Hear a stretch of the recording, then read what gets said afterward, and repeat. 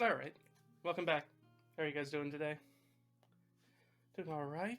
Nice Sunday. Nice end of the weekend. Hopefully, you guys are having a good weekend as well. Let's get some final things set up here. You ready for our stream? Things going well with you? Send off this tweet real quick. That way, other people who are following me over there can sidle in as they will. Hopefully, things are going all right for you guys. Again, it's Sunday, so we're doing a new episode of our actual play D&D solo adventure with Lia. I guess we can do a quick catch up real quick.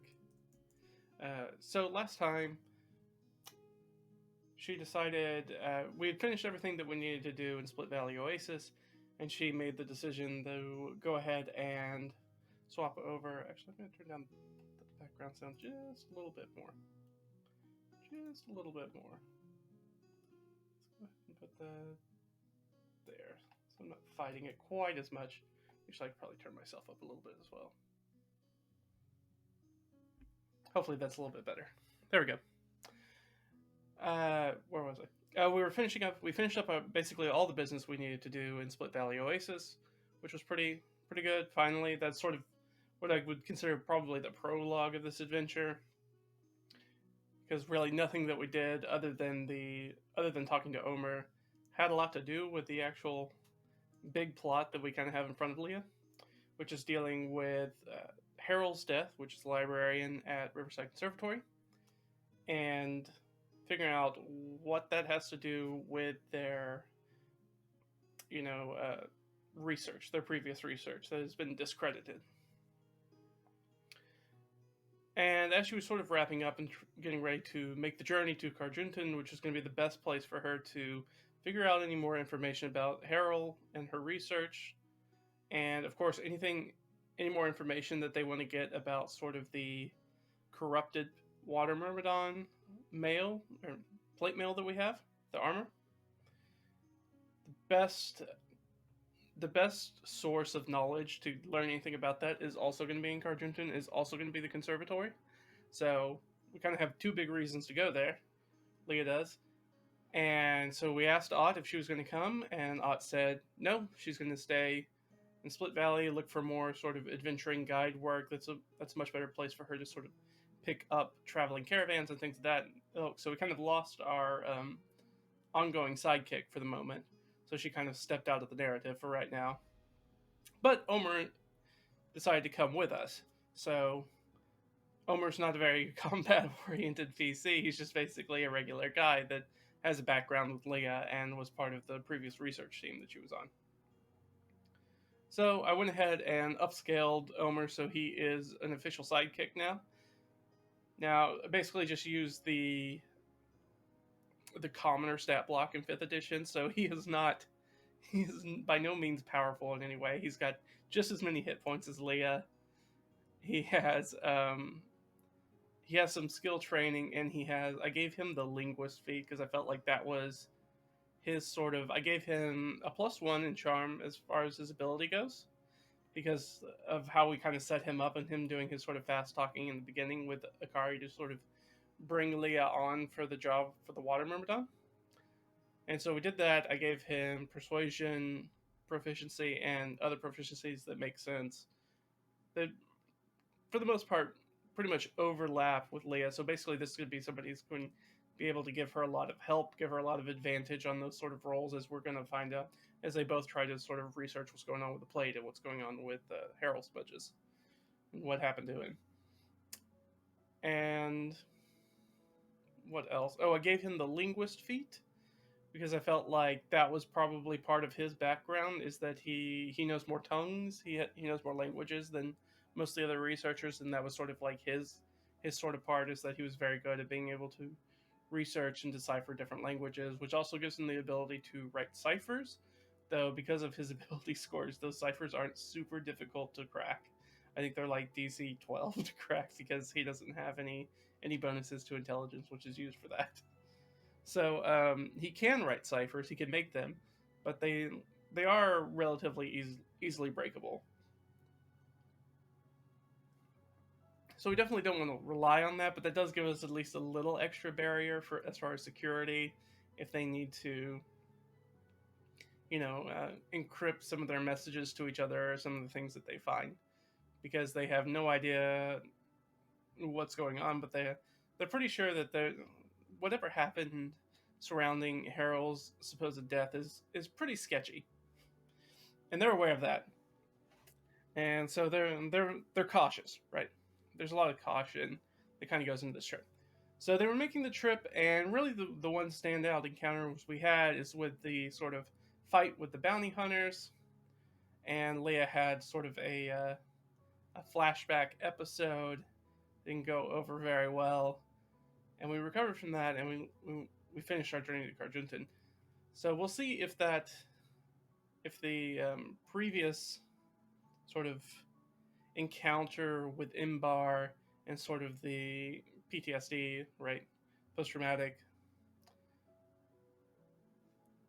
effects of that event are going to come up again for Leah. I think they probably will, and unless we come across, there's a possibility that we will come across one or more of those adventuring parties members that survived.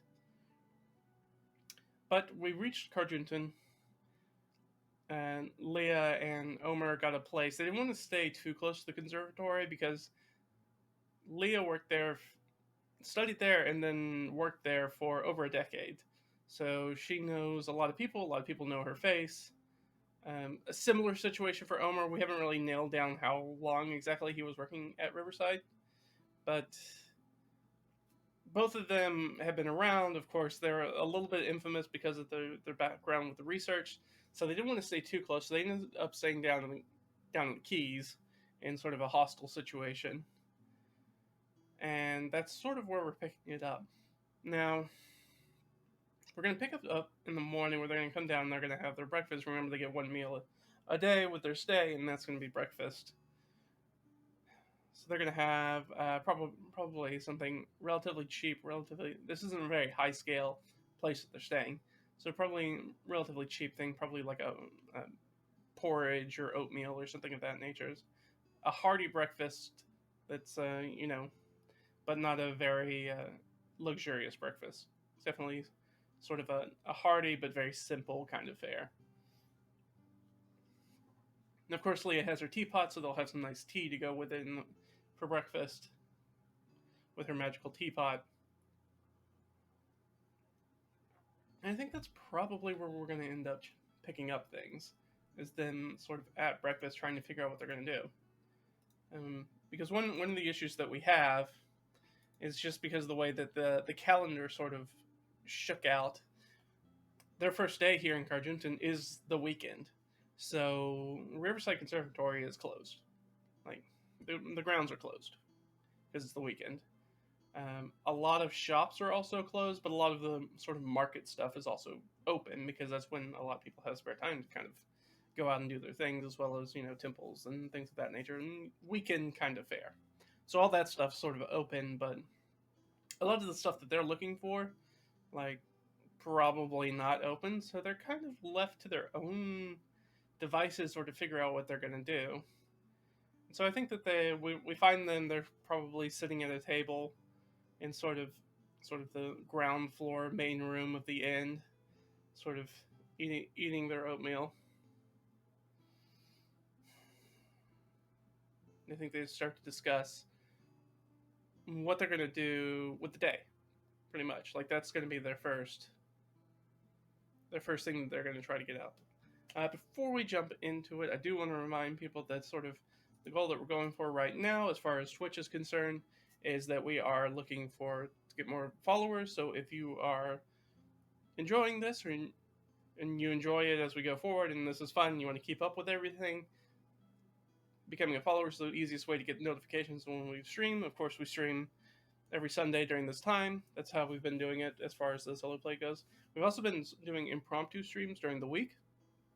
Those streams often include not this, but often things around D&D or tabletop RPGs, sort of, and more things that are sort of from the Dungeon Master perspective or Game Master perspective. So on Thursday, in particular, we did a stream. What was the Thursday stream that I did? Oh, I went over one of the, and I've got this actually down in my DM sort of notebook down here. Went over sort of my session sheet, and which is a sheet that I use to basically prep for individual sessions of D&D, or actually it works for any other tabletop RPG, anything that you want to prep. It's useful for people who are running sort of ongoing campaigns. It's not as useful. It's not very useful for, say, if you're doing like a one-shot adventure, because there's a bunch of extra stuff that you need to pull into that prep.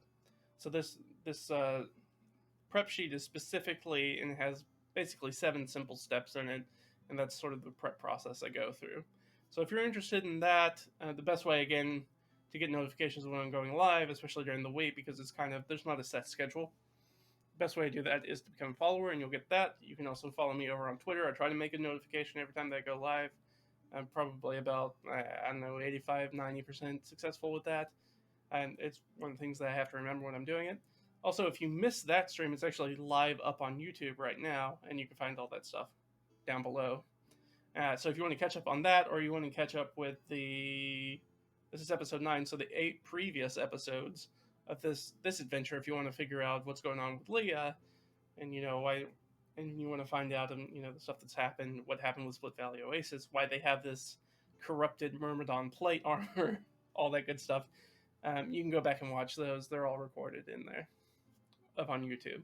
Pretty good, as well as some of the impromptu streams as well.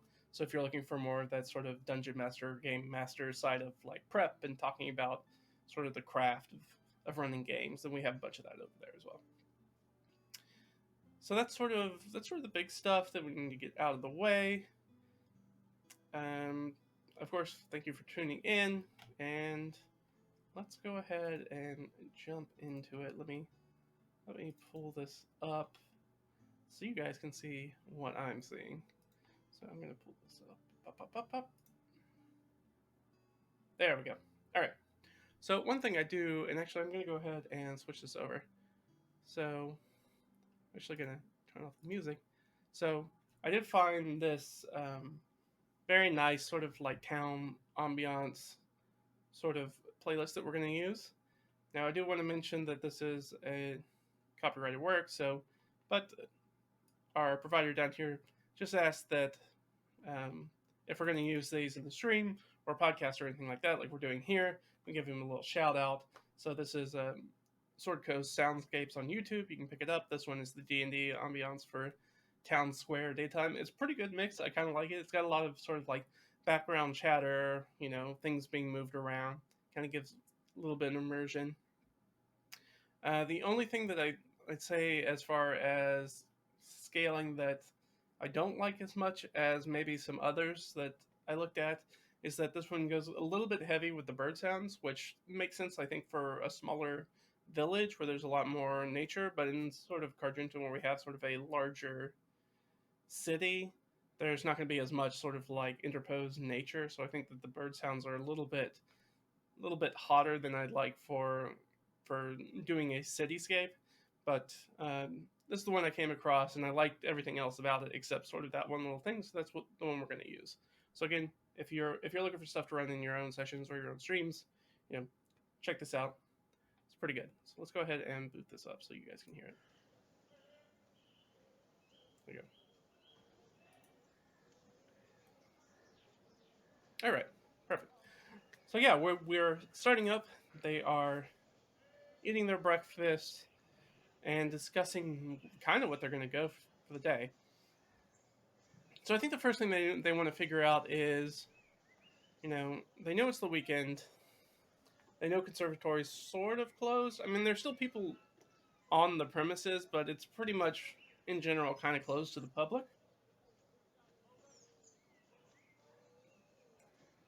So the question is that it offers a good opportunity for them to get into the conservatory and move around without being noticed by a lot of people, because again, they have very sort of familiar faces for a lot of people that still, study and work there.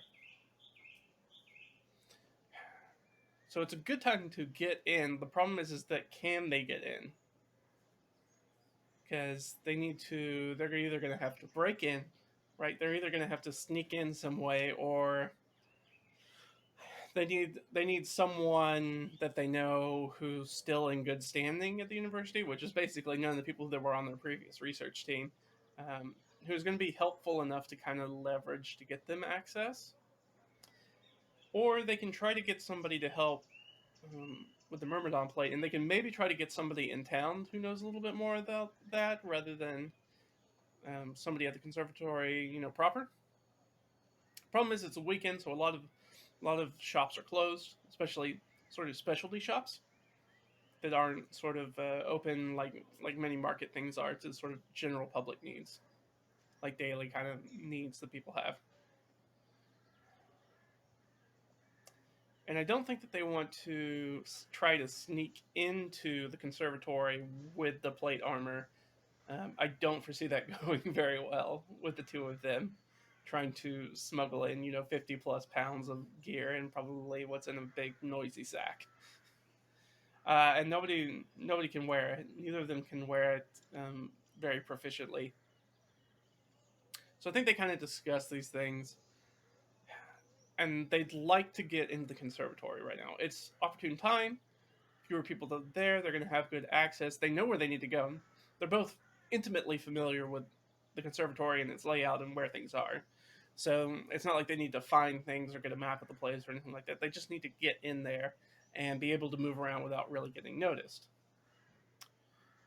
And so that's where we're at right now, and I think that's what they're going to decide on. So, thing is do they try to sneak in, or do they know somebody with good standing who can be helpful? So I think that that's going to be our first sort of oracle role for the session. And I think I'm going to do it individually. Since we have Omer here, and this is our first time really sort of integrating Omer into the adventure proper, other than, he was with the Water Myrmidon stuff, but he wasn't in sort of like an official capacity as far as sidekicks go. So I want to start off with him. So let's just roll a d20 right now, and our question is going to be, does Omer know somebody... I'm going to start vague. Does Omer know somebody who can...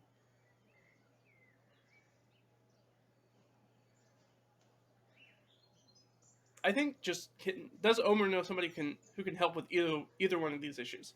Either get them access to the conservatory, or be able to provide some sort of insight into the corrupted plate. 10. Okay. So, unfortunately, 10 and 11 means that there's an interrupted scene. So right off the bat, things are going to get a little bit off the rails. And that's fine, though. That's fine. So we're going to use our... If I can stop dropping it. Our GM Oracle sheet that I have.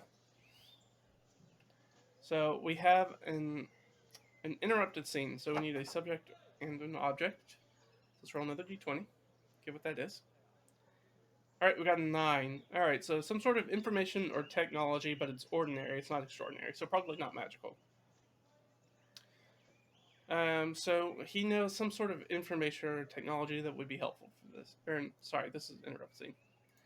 Never mind. That would be an hindrance. 13.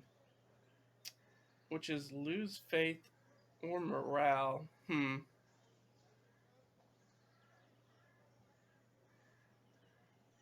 Okay, I think he knows. So I think that. Well, actually, this is an interrupt scene. Gosh, keep forgetting it's an interrupt scene. Alright, so something that interrupts that's going to stop the morale. Okay, so I think they're kind of discussing this, and I think one of the other sort of, inn patrons kind of comes over, one of the other patrons from the hostel. Is like, hey, I heard you're looking to get into Riverside Conservatory. That place is locked up right now. Right, that's sort of our new information that we're going to learn out of this. That place is locked up tight on the weekends. Do we have any reasoning for that? Let's roll another d20 and see if it gives us some good reasoning. If not, we'll come up with something real quick. A 1. Oh, so that means related specifically to the PC. On 1 over 20, it's always the PC. Okay. So I think they get recognized, right? I think this is somebody maybe who kind of comes up, kind of sidles up, says, "Yeah, that place is locked up real tight. It's been especially locked up since your last visit because remember she came here before to ask about, and she started asking questions about Harol." Okay, so that's a good idea. So that's sort of this person, but who is this person? So I do have a D100 NPC chart, so let's look at that real quick. Let's see if we can come up with somebody good. 47.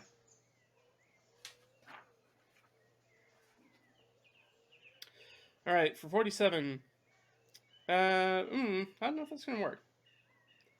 A butcher, a fishmonger, or grocer. Interesting. Um, yeah, no, that could work. I think that can work. That doesn't mean. Let's say. Let's just roll a d6. What? Okay. So a butcher. So this person sort of introduces themselves as a butcher and kind of asks if they recognize this person, which I think is going to put them off a little bit. And I think I'm gonna give them a basic intelligence check. So we'll do one for Leah. Right, a 17. That's not bad, right? It's no, she has higher than that.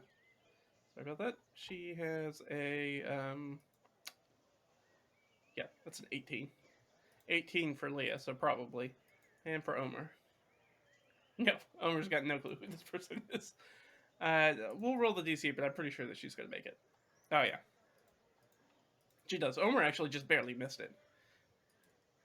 But they do recognize this butcher surprisingly as one of the chief suppliers of probably meals that ended up coming into the conservatory because of course, there are dormitories nearby and things get delivered. So they recognize some of the people who are kind of in and out of the university on a sort of a daily basis. So this would be one of those people. And he's like, "Oh right, yes, really." And then the butcher's like, "Yeah, it's been the whole thing. It's made my life kind of difficult. There's a lot more of like inspections about when I bring stuff to the conservatory." Um, and then they kind of apologizes, like, "I'm sorry about what happened with you," and I think Leah and Omer just kind of give him a hand wave, like, "Thank you," but there's to them this is not quite ancient history, but it's history, right? Time's gone by and they've moved on with their lives. Onto other things, right? Well, that's unfortunate. Do you know how difficult is it? They're gonna ask how difficult is it to actually get through for somebody who's not known. I mean, we'd love to, and she kind of we love to, and she kind of fumbles for her words. I think that's where Omer sort of picks up. We'd love to visit, the library and get some information about something that we've been working on. But obviously things have been, um, as you said, kind of difficult for us to access that, and especially with the death of librarian. Things are a little weird at the conservatory, and we don't really want to cause a fuss, but we do need that information to sort of continue what we're working on. Okay, and I think that's fair. So does the butcher know of a way to get them in? I think it's a 50-50 shot. Yeah, yeah. Not only that, they absolutely know how to get a way for them to get in, and I think this is probably something that the butcher and other people that are sort of in the butcher's line of work, who do deliveries to the conservatory, probably have to deal with on a pretty regular basis as vendors for the conservatory. All right, so that is they know a way, but that's also we rolled a 20, so we get some sort of little edge out of that as well. So let's find out what that is. If not, it's just going to be a general advantage. 13. Okay, a new NPC enters the scene, and we know that's going to be a positive NPC for us. So the butcher knows somebody, and butcher has probably somebody else that's staying here in the keys, who kind of calls another person over, maybe somebody they're here with, um, to help. Somebody who's going to be actually helpful for us to do this.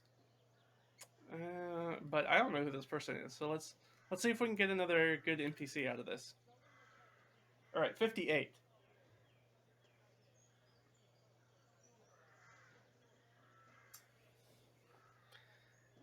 Interesting. So it is a slave.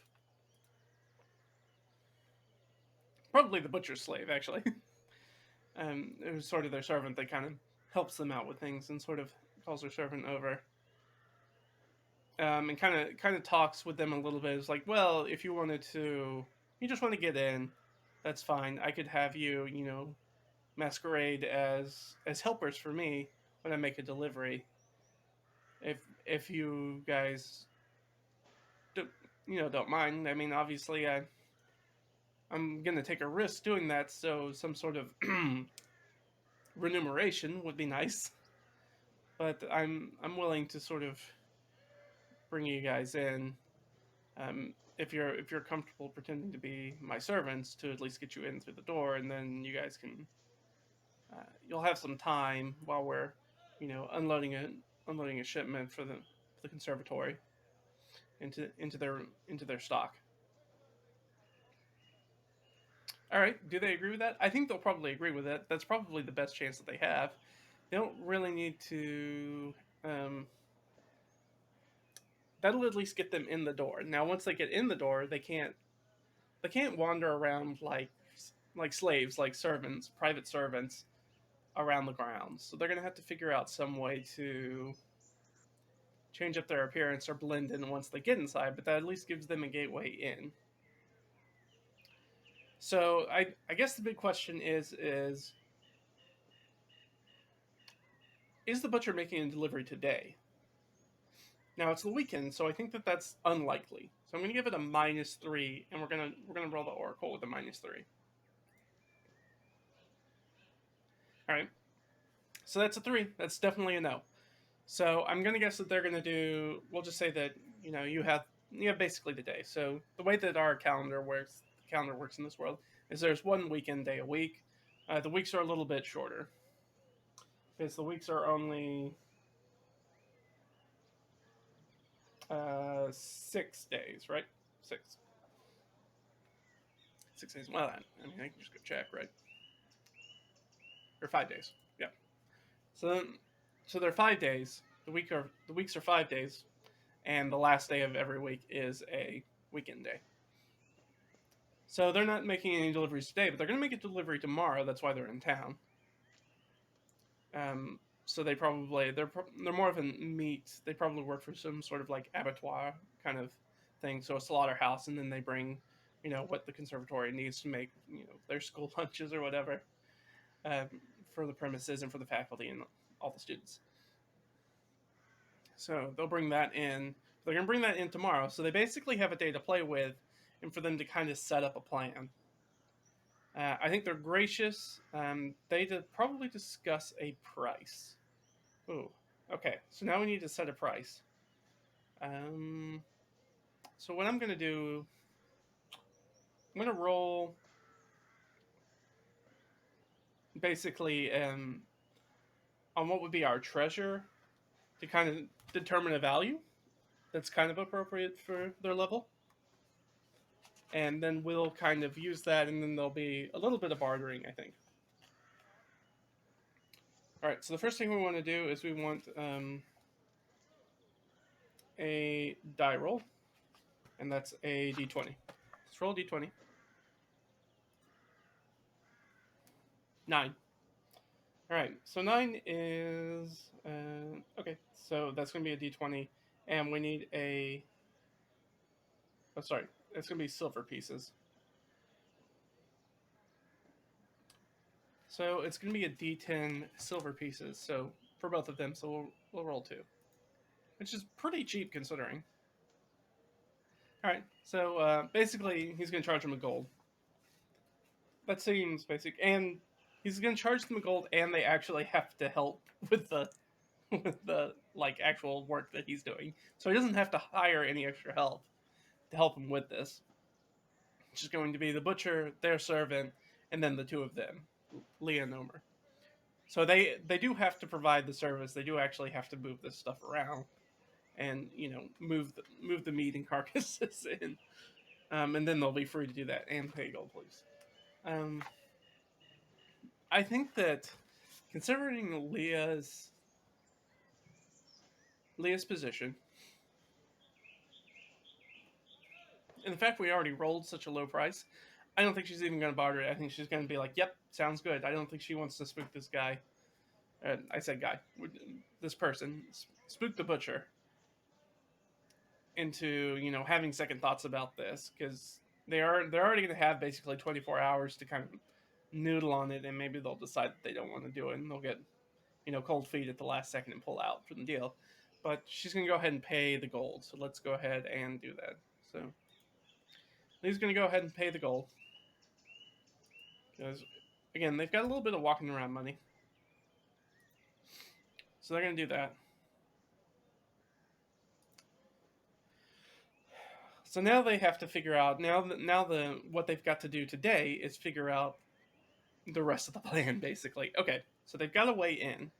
They'll deliver early in the morning, because I'm sure that's when the butcher does it. They do it while it's nice and early. Most deliveries, like things like that, happen very early in the morning, even sometimes before the sun comes up.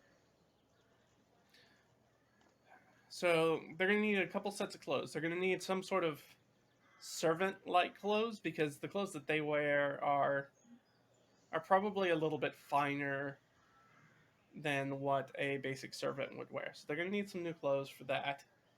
And then they're going to have to figure out clothes and or disguise once they get in there. And I think that being a very sort of old school, we'll say medieval / Renaissance kind of time period, I think that they very much have that a school like this would have cloaks that they wear, and I think that's very similar to sort of like the cloaks that are worn in things like Harry Potter, right? The students wear. That they have kind of a uniform, but not really. It's just sort of like a, a cloak that kind of goes over whatever your normal clothes are. That just kind of shows you that you are a student at the university or a faculty or etc. And be able to sort of like identify people and who is supposed to be here and who's not. So they're going to need that. I don't think so. Buying something or getting something tailored, it'd probably take longer than a day. Because again, right, this is a time before sort of the industrial revolution, so there's not like a lot of buying things off the rack. There's a lot of you kind of have to ask for custom things done. So I don't think that they'll be able to get within 24 hours fitted cloaks for themselves. So I think that probably their best course of action is to, we'll say, borrow some clothes. So I think that's what they're going to do. So I think that's the first order of the day is they need to get some servantile kind of clothing, which should be easy for them to pick up. And then they're going to have to maybe nick some other clothes. All right, so that's going to be the first. So they're going to go down to the market. Again, it's Saturday, or the weekend, so it's actually Soul's Day. That's fine. Screwed up my own calendar. It's Soul's Day, so a lot of shops are closed, but a lot of market stuff is still open, especially sort of like general goods for like the general populace. So being able to find very commoner style clothes is going to be relatively easy, even on the market day. So I think they go to the market and they will figure that out. Now I do want to take a roll and see if they run into anything on their way there. Now the keys are pretty close to the market or the merchant area, so they shouldn't have any problem. They shouldn't run into too many things. They're more likely to run into issues once they get close to the conservatory, where it's going to have more people who are a higher density of people who are more likely to recognize them. Let's just roll a d12. Of course, if we roll a 1 or a 12, something's going to happen to us. All right, 5. So they don't run into anything unusual, and they make it to the market, and they'll pick up some clothes. I'm not going to pick up clothes for Omer because Omer's got his own money, and this is not going to cost very much, but I do want to actually take a look at it, see what it actually is. Okay, so basic commoner's clothes is going to cost us 5 silver, which is fine. All right, which Lia will pay. Take that, so this will go down to 2, and then we'll have this, and she will have. Oh, actually, we don't need to spend that. She actually technically has common clothes, which makes sense. So actually, she's dressed fine. She's dressed fine enough. I think Omer probably has a little bit more grandiose kind of fashion sense than Lia. And again, Lia's from like a small village, and she's been spending some of her time there, so it makes sense that she's been basically wearing commoner clothes because she does not come from a particularly wealthy or well-off family, even though well, her stepfather is a merchant. So I mean, they do okay, but it's still kind of small town. So she's still dressed sort of like a commoner, so that'll be fine. I'm not gonna buy her new clothes for that. So she'll be fine in that regard. Omer will buy his, but he has his own separate gold that I'm not gonna worry about for 5 silvers. So that's sorted. So now they have to deal with getting some cloaks. And they know that the best place to do that is going to be in the dormitory area, which is right next to the conservatory. Not on the premises, just kind of like right next door. So the likelihood that they're going to get recognized if they go over there is significantly higher. So the question is do they have anything or any way to sort of, whether that's kind of a disguise, something that allows them to sort of change their appearance at least enough that when people aren't going to like double take at them when they pass by. So it has to be something that's not extravagant, that's sort of weird and off-putting or out of the ordinary, that's going to draw eyes to them, but also is enough that kind of at least hides their general sort of, especially face. All right. So what would do that? Now, neither of them are proficient in a disguise kit or have a disguise kit or anything like that. So that's not going to be super helpful for them. So they're in the market, so maybe they can pick up. I guess so. A question that I'll have, this will be sort of an oracle question, I think, is, we always see like sort of that fantasy trope in like movies and TV shows and things like that when people are like, oh, well, I don't want to be recognized, and then they pull like the hood up on their cloak, even though literally nobody else in the scene has a cloak hood up, and it's a bright sunny day, and it looks very weird and out of place. Or does it? So that's what I want to ask the Oracle: is does this look? If they do that, is it out of place? Let me just go ahead and there we go. So is it going to look out of place if they just pull their cloak hoods up? That's 12. Yes. Yeah. It's a little weird. But that is a 12, which means that we do get a little extra something for some sort of edge out of it.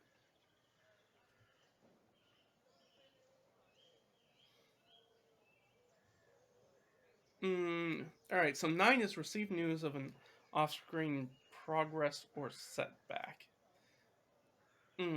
That's interesting. So something that would be helpful for us that's happening in the background that we're going to learn about. Let's see, what do we got as far as our story threads going on? Let's see if we got something. Alright. So we could learn about something about the corrupted things. We could learn something about Harol's smudges. Lia Probably not anything about the Split Valley Oasis, though it could be. So we have 1, 2, 3, 4, 5 sort of main things. So let's just roll a d6 and then we'll re-roll a 6. Forget that. 4. Okay. Okay, so it's what's the deal with the Split Valley Oasis cultists? So I think as they're doing that, and they're like, oh yeah, it is kind of weird. But I think that maybe they do notice some people who do wear that do pass by. It's like a small group of people who pass by with their hoods up. Familiar hoods that look like the clothing of the Split Valley Oasis cultists that Leah ran into a few sessions ago. So interesting. So yeah, it's very much got, if you guys have played the Assassin's Creed games, especially the older ones, where they had sort of I think even in the first one they have sort of the monks that went by that were dressed in sort of white robes with hoods up that, you know, your assassin was able to sort of slide into the middle of and use as sort of cover. So okay, so we do know that they are.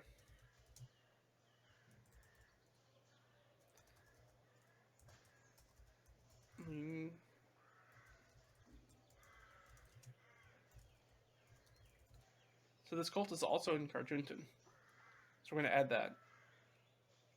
So that is a possibility. If we put up hoods, it's likely that people are going to take us as those people, which would be fine if they were walking around the city not doing anything. But if they're going specifically into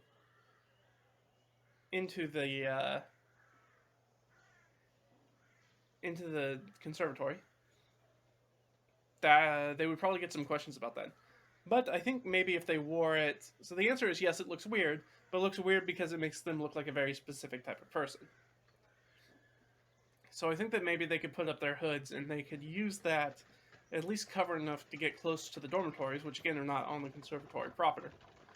But they could at least get close enough where they could find a clothesline or something where they could nick a couple of cloaks. And they could probably take those. So yeah, I think that's what they'll do. So they got that sort of information that as they were looking around trying to figure out what things were going, they found, like 3 or 4 people walking by with their sort of cloaks up, and then, Leah kind of recognizes these people. They've got the same sort of like pendant or whatever they're wearing that the cultists back in Split Valley Oasis had. So she's like, "Oh, well, we can kind of pretend to go in there, and then, hopefully nobody will stop us and think too much about us passing through." All right, so that's what they're going to do. So they are going to have to make their way over there. And at this point, right, they've probably passed midday, about midday-ish. So I think they sort of, like, as they're exiting sort of the market area, they kind of duck into an alley for just a second for enough to, like, naturally pull up their cloaks and kind of put things away, kind of give them sort of this sort of simple kind of appearance. Of course, Leah's got her staff with her, and they have their hoods up, and then they continue on. So I'm going to make them 2 basic rolls, because once going from the markets area where they are to, they're going to need to cross some bridges to get across the rivers, because Carjunton's actually at a confluence of 2 rivers that kind of come together and head south. So they're going to need to pass some bridges, or you need to go through a few different districts to get there. So I'm going to make them do basically 2 potentially random encounter rolls. Okay, that's 1. Okay. Alright, fine. Yeah, we're going to have 2 encounters on the way, I guess. Well, so much for easy. Now, I'm trying to remember if... I always forget whether... It's my own system, and I still always forget whether 1 is addressing or 1's an encounter. I think 1's an encounter. But let me double check my notes. Let me double check.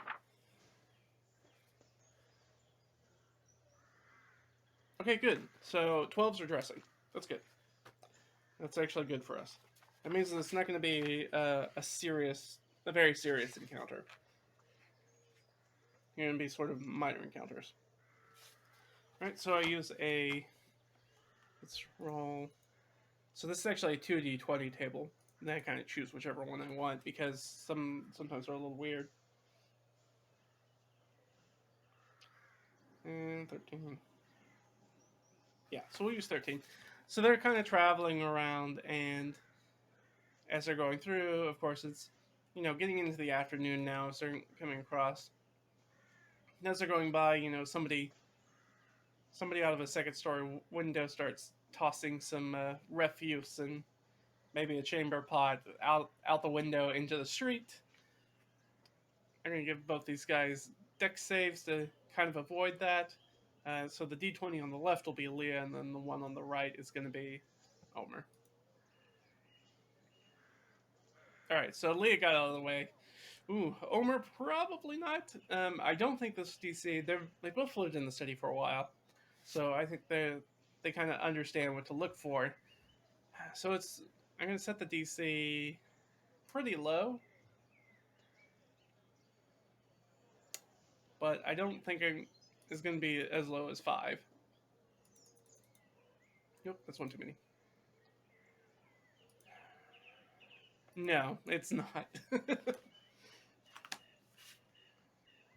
So they're sort of making their way through the city through sort of like these narrow streets that kind of wind through it, headed towards one of the bridges, with their heads up, with their cloaks up, kind of hands in sleeves, doing a very sort of quiet, sort of right monkish kind of behavior to not stand out that much. And then somebody up on the second story has an open window, toss stuff out. Lia sees it and kind of moves out of the way. I think she tries to grab at Omer to pull him out of the way, and he kind of instinctively pulls back when she grabs him, and unfortunately, he kind of pulls himself into the direction of that, and refuse from the second story just kind of spills all over him, and now he's wet, and he's like, ugh. So just a minor question, just a 1d20. I want to know, is this bathroom waste? No. Okay, good. So it's probably just scraps from meals and things like that. Some vegetable, maybe even a little bit of a rotten vegetable, and stuff that comes with that. But it's not fecal matter, which is good.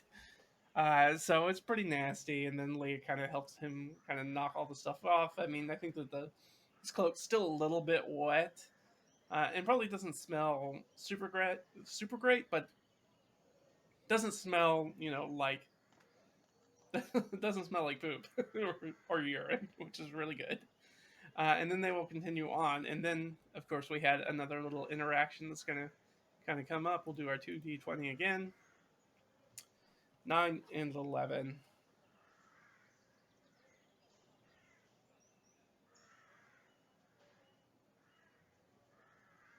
Okay, yeah. That is good. Let me see where we're passing through. I have a little written map. I took a picture of it to try to blow it up, but it didn't really come through very well, so I'm just going to use it by hand. If we end up spending a lot of time in Carjunton, then of course I'll blow it up and clean it up so we can use it, so that way you guys can see it. But we're moving from one area to another, and honestly, probably the easiest way to get from where we were going, that would kind of push us through the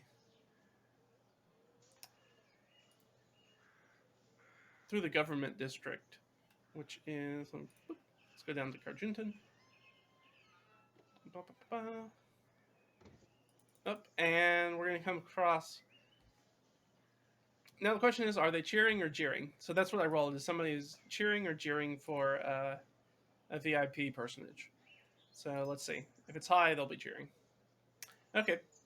So our half orc wizard, easily, I believe he is the most. I said he. I don't even know the gender of this person yet. We do know that the half orc wizard is probably the most powerful NPC in the city. It sits on the council. It is not the leader of the council, but sits on the council. Pretty hawkish, warhawk kind of half orc, and I think that that gives a lot of that tendency that. So we do know that in Carjunton, and I think we spoke about this a little bit last time, or maybe I didn't. So Carjunton does have a pretty significant half orc population, which is a little bit weird. It's a metropolitan city, but it's a little weird to have that many half orcs in a city. And most of them, unfortunately, are kind of pushed towards the lower banks of the river, which is very much the slums. But there are a couple of half orcs that are important people within the city. And one of them is this wizard, who is probably, as far as like PC levels are concerned, is probably one of the most powerful NPCs, if not the most powerful NPC in the city.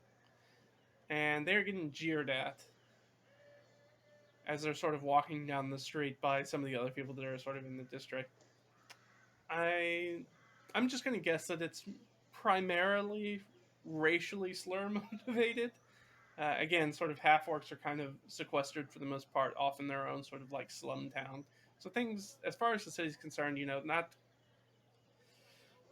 not the greatest situation for a lot of half orcs, and especially to have one that's sort of in power and then is also kind of a warmongering, kind of power driven, power hungry kind of person. Um, Definitely kind of feeds into those racial stereotypes that probably people have about half orcs and their parentage. So there's sort of jeers that kind of go through that, but I think the parties, the two of them are able to kind of, because of that, kind of slip by pretty pretty undetected. But good to note that there is some sort of friction that goes on in the city, even for somebody who's on the council. In a lot of ways, respected, maybe slash feared, maybe fear more than respect, but definitely is not somebody that everybody loves in the city. But they kind of pass through that area into the area around the conservatory itself, sort of the academic area of the city, um, which is going to have their dormitory lodgings in it. We have that down there. So, question is, I mean, I'm not even going to make it a question. Like, it's a bunch of people living there. There's definitely going to be clotheslines. So, I think it's relatively going to be relatively simple affair for them to find cloaks. It's will they be able to nab the cloaks? So I think the first question that I kind of want to ask of that is, you know, are these they're going to find some cloaks on clotheslines. They're just going to take a laundry because that's the easiest way to do it. Now it's still busy. It's the weekend, so there are a bunch of people just kind of milling around, right? Some of them are off to the market. Some of them have gone out for entertainment. They've gone to the theater, things of that nature. But there's still quite there's a bunch of eyes around that could see somebody if they're paying attention and maybe know the clothesline, or the people know their neighbors would know that somebody's stealing their stuff. But really, the primary question for me is, at least these first few cloaks that they find that are going to allow them to pretend to be students and or faculty, are they first story, like can they access them, or are they like on the second story, are they higher up and they're going to have to figure out a way to get up to that clothesline to be able to grab it? So the D20 question, as far as the oracle is concerned, are they on the first floor? Yes, absolutely. And of course, that's a 20 with an edge. I'm not going to even say the edge. I think the edge is that I'm just going to give them basically advantage to try to do a stealth check to kind of grab these. I'm going to guess that this clothesline's actually kind of set off in sort of like a little sort of quiet garden in the middle of sort of like a quad of dormitory buildings. It's sort of in the middle area. There's not a lot of people around. It's relatively shaded. There's not a lot of prying eyes, so they're going to have advantage sort of on the stealth check to grab them. So who's going to make the grab? Lia can make the grab. She has a +1 to stealth. I don't think Omer has any bonus to stealth. But, they're both need to grab one, so I'm guessing that they're each going to do one. But they're each going to have advantage on it.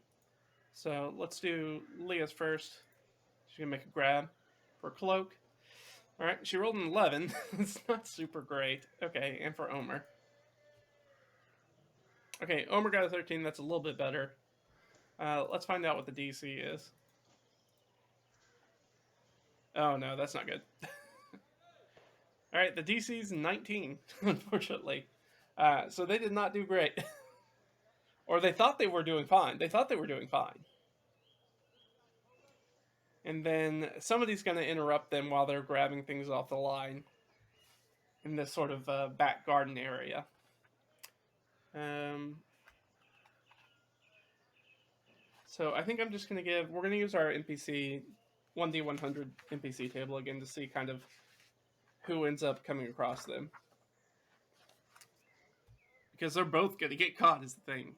Well, I wonder if they get caught by the same person or if they get caught by different people. I'm going to say the same person. I think that makes sense. They're both going to be next to each other. 30. Oh no. Oh no. That's bad. 30 is a noble. So, so they kind of, get their way in the back garden. They give it a kind of a look around, kind of very casual look around, kind of looking up at the windows. Things look shuttered. Doesn't look like anybody's doing anything. And then they are like, all right, let's go grab these cloaks. And as they grab these cloaks, coming in from one of the entrances to this, again, I'm imagining like it's a square garden, sort of common area that basically has buildings around it, the dormitory buildings around it. So it's just sort of a common greens area where people do, laundry or any time they want to just kind of spend outside. So it's kind of got a grassy area. There's probably some benches or stuff for like people to sit down and people to do washing. There's probably maybe a well or something that's also in the middle area. And as they're doing that, coming in from sort of like the entrance on one of the other sides is a noble, and I think sort of like there are house guards, sort of retinue, they're sort of bodyguards. They're like, hey, what are you doing? Because again, like they have their hoods up, they are dressed as they're sort of, and that makes them immediately more conspicuous because they're dressed up to kind of pretending to be these cultists, right? And again, we talked about this when we first talked about the Split Valley Oasis cultists. The idea is that the cultists, unlike how we usually think about it, especially in D&D terms, is that, oh, you're in a cult, it's automatically evil. No, it just means that you're in a subsect or a slight derivation of probably a relatively major, worship of a major god. They were extremely common in things like um, Greek and Roman times, where there were like people would have small dedicated cults / secret societies. They're kind of almost cliques, social cliques in a way, and they usually have some very specific aspect of the god or the religion they kind of focus in on. That kind of makes them different, and then that's the people who join the cults. But it doesn't mean that they're necessarily like doing human sacrifices and stuff and trying to summon demons or things like that. That's a very D&D construction of cults, but it just means that they're a group of sort of like-minded people that have a certain interpretation of sacred texts and the gods and their writ at large religion. This noble comes around and they've got some guards with them. They're like, hey, what are you doing? Okay. So the question is how are our guys going to react? They're going to go into either fight or flight mode, I think. I think Omer is more likely to try to talk his way out of the conversation. I don't know what Lia's going to do. And since I don't know what Lia's going to do, I think that Lia takes a beat while when you get in a situation like that and you kind of have that moment of paralysis before the fight or flight kind of kicks in. So I think she's in that, and Omer's like, and Omer starts talking. So I'm going to let Omer kind of take the lead on it since he is. I mean, I think technically Lia's a better talker in most regards. Yeah. Except for persuasion. So I think I think Omer's going to try to fast talk his way out of this, where he's like, "Oh, hey, we were sent here to pick up these cloaks." I think that's what he says. Now, I'm going to give him disadvantage on the roll, because again, they're dressed like cultists, and they appear to be in an area that's primarily for students and faculty of the conservatory, and it looks like they're stealing things because that's kind of what they're doing. So he's got disadvantage on this roll. Right, he has a +1 to the roll, so it's a 9. We'll check the DC, but that's probably also going to be a failure. Oh my gosh, that is not a failure. The DC I ended up rolling is 4. And we haven't really talked about this at this part, how I use sort of 3d6, and I may do a longer sort of. I'll do maybe a longer impromptu stream where I talk a little bit more about what I use, how I use it. I definitely done it over on the blog, so if you want to go check on the blog, I've mentioned this many times how I use sort of the 3d6 DCs. But the first two numbers are added together, and then that's got a 2d6 scale for sort of a basis for the DC, and then the third die is a modifier for that roll. So when you roll 2 1s, that means that the base DC is set at 0, and with a modifier 4, the DC is 4. So even with disadvantage and the roll of a 9, they still passes. Somehow I didn't figure they were gonna have to fight their way or run, but oh no, we're picking this up for, and I'm sure he blurts out a name. He probably knows somebody, right? They're both former faculty members, so he probably blurts out somebody. Oh, Professor such and such asked us to pick this up. And Noble's like, oh, all right. They just kind of wander off, doing their own things. I assume going back to their apartment or whatever they're doing here. So I think Lia and Omer kind of share a look, and they're like, that could have gone very badly. Let's get out of here.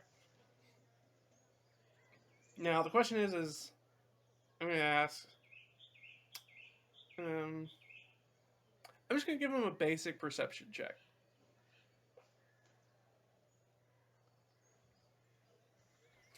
And I'm just going to have Lia do the perception check, and I'm going to give her advantage because technically she would have somebody helping her with this.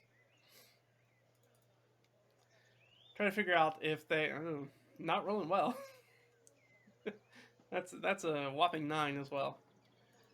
To see, I think with the 9, I'm not even going to roll the well, I should roll the DC. Keep it random. We've seen what can happen. Alright, that's 4. Unfortunately, that still sets the DC at 10. So she missed it by 1. So they don't pay attention to which cloaks they grab. Because I have the idea that the cloaks, in Harry Potter, each of the cloaks has the house that they're with. And I think when you, at Riverside, the cloaks have that same sort of shield embolism, but I don't think it's for a dormitory or a house or a thing like that. I think it's for sort of their area of study, their college within the university. And so I don't think that they paid attention to what was that, because they kind of got distracted by the novel, and so they just kind of grabbed a couple of cloaks and ran for it. So I think they kind of bundle them up and kind of stuff them under their cloaks and kind of head out. And are going to try to probably book it all the way back.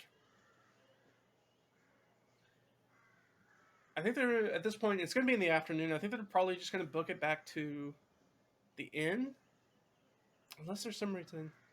I mean, they have a little bit of time, so maybe they find a place. There's not a tavern, if I recall. There's not a tavern in this area, is there? No, there's only the dormitory.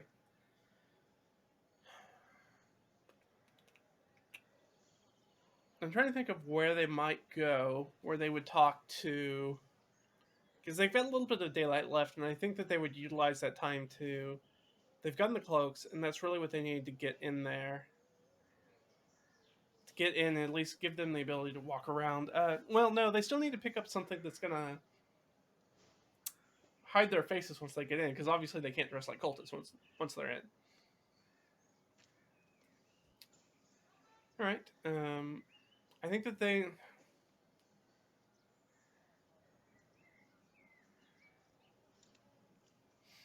Mm, I mean, if I don't know, then I guess I should just make an oracle roll, right? That's why it's there.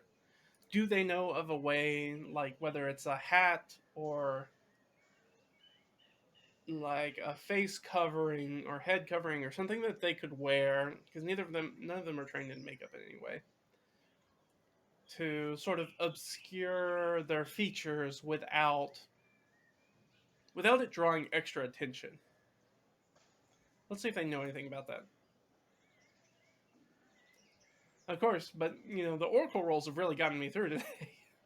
Other rolls not so much, but the oracle rolls, yeah. So yeah, no, they definitely do, and they have a good idea about it. Let's roll another 20 to see what kind of idea they get out of that. Oh, okay. Well, if I roll a 10, that's supposed to bring the current plot thread to a climax. Well, that's not really going to happen. I mean, well, our current, I guess, plot that we're working on right now is the way to get in. Yeah, I think they probably find. I think the edge that they're going to find is they're going to find. Again, it's still the spring, and if they go in early enough, it makes sense that if the weather's cool enough, they might still wear scarves or something like that. So they might still have something that they can kind of at least muffle their face a little bit, which I think will be enough. Or maybe some low hats that they could wear, something very simple they can do. So I'm going to take that as yes, they have it. They have something that will work for this, whether that's a hat or a scarf or a head wrap or something like that. We already know that Lia does have a head wrap, so she'll probably wear that head wrap. That will help sort of like tuck in her hair and give her cover up a little bit of her lower face features. And then I think Omer probably has a hat or something that he can wear, or maybe a collar that he can pull up on the cloak that'll help to sort of like hide his features a little bit. So good, we have that, no problems. So the last thing they would kind of want to do for this day, I think, is try to figure out if they can find any information about the Myrmidon plate. Do they have anybody they could talk? So they know that the thing is corrupted, almost cursed. So I'm wondering if they take it to the temple district and try to talk to somebody at the temples about it. Now there's a small temple, there's a shrine at the keys, but that's not. They really want to take it to a temple. So yeah, I think they're going to take it to the temple in the temple district. There's a small temple that maybe they can talk to somebody about it for. Because again, most of the like major shops are kind of closed for the day, so anything that was sort of like a magic shop or anything like that's going to be closed on the weekend day, on sales day, Souls Day. Sorry. So now the temple's going to be busy because it is sort of like the worship day, but it is later in the afternoon at this point. We've already said that, so I think they're going to go. They're going to go to the temple. They're going to try to go there and see if they can come across anything. So let's give them just a simple thing. Let's see, are they going to come across anything? No. Okay. So they make it to the temple and they want to start asking questions about sort of magical items or items that have been corrupted and or cursed. So is there anybody at the temple that's going to be able to help them with that? Because this is not a super. I don't feel like this is a super common thing that you would ask about. I don't think they probably get this question a lot. So I'm going to give them a -3 on that oracle roll. Well, it didn't get any lower than 1. Which means that it's no, and probably this is going to raise some red flags. Let's see what else comes up.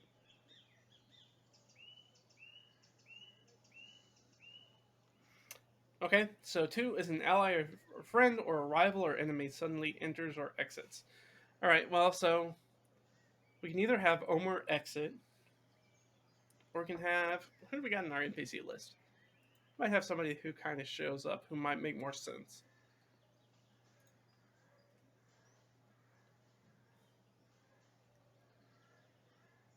So we've got maybe somebody from the conservatory, maybe some adventurers, family friends, maybe.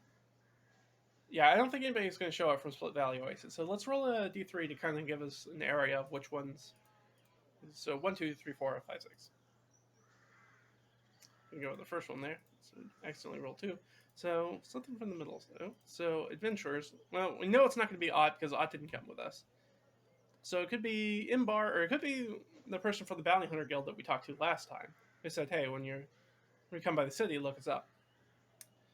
All right, so it's either, well, all right, high or low. If it's low, it's going to be Imbar, which is not going to be great. Okay, good. It's high, which means it's somebody from the Bounty Hunter Guild who shows up, or somebody related to the Bounty Hunter Guild, whose ears sort of perk up. So somebody from the Bounty Hunter Guild has shown up for a blessing, I think, before they go out on a new job. And unfortunately, this is going to be a negative impact because I think that this is somebody who is related to the person that unfortunately we killed. Either close ties, a familial relation, or something. And they've gotten the description of this person, and they did probably discuss or were aware of sort of the corrupted mail. I mean, they were carrying this big sack with them, and they made sure those people, Omer would have made sure that they didn't touch those things because they were bad. So it's likely that this person walks into the room while they're having this conversation because this person's trying to get, a blessing before they go out on another sort of bounty hunting mission. Or maybe they're investigating a bounty here. They come across that and they're like, "Hey, you're the person that killed my friend, whose name we definitely know." Um, so that's going to be a bit of a clash. And I think that this person, what I want to do is, does this person want to talk or does this person want to fight? I think there's kind of a high likelihood that they want to fight because you killed somebody. Because Lia killed somebody. So I'm gonna give them a +5 actually to this roll. So do they want to fight? Yeah, they sure do. With an 18. All right, so they're going in here. They're having this conversation. This other bounty hunter comes in, recognizes, based off of the basic description, who these people are. Lia kind of stands out, right? She has a pretty noticeable scar on her face. This makes her pretty easy to sort of pick out of a crowd. If you're looking for somebody with a nasty scar down their face that you got from, the war. So this person definitely picks them out, and I think we're just gonna have a combat. They're gonna launch straight into it. And I think they're gonna see them and be like, "Hey, you killed that person whose name we totally had." Whatever. Lia and Omer don't know this person's name. Like, you killed this person, and they're like, "Huh? Who are you? What are you talking about?" And I think we're just gonna launch right into initiative. I think. So we're gonna get a fight. It's gonna break out. All right. So let's figure out a fight real quick. So we need our global fight club. Let's do that. So we have 2 level 1 characters. So let's roll. How balanced is this going to be? 3. Okay. So it's going to be a little bit above their level. So we're actually going to make this for it's going to be leveled for. It's a little bit higher, so I'm going to say 3 first level characters. And let's figure out. So we're going to be. And we haven't determined that this person's alone yet, so they may not be alone. They may actually be kind of a group. And we want a hard encounter. That's what I always try to aim for. Alright, I don't think it's 8 commoners. That'd be a nasty fight. No, I don't like that. Really? You guys can't give me... Okay. Right. we'll do it the hard way then. Yeah, why could I not get... I like this website a lot, and I like using it a lot, but I never rely on its random encounter generation, because it just is silly. Like, why didn't you just... We have tons of humanoids, why didn't you add any humanoids in?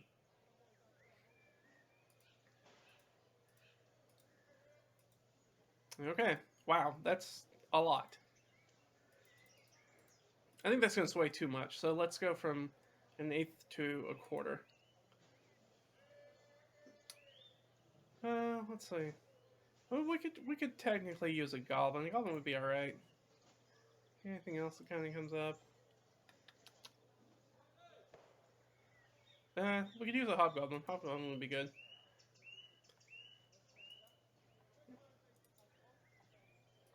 Hobgoblin and maybe like a couple guards. Let's see how that pans out.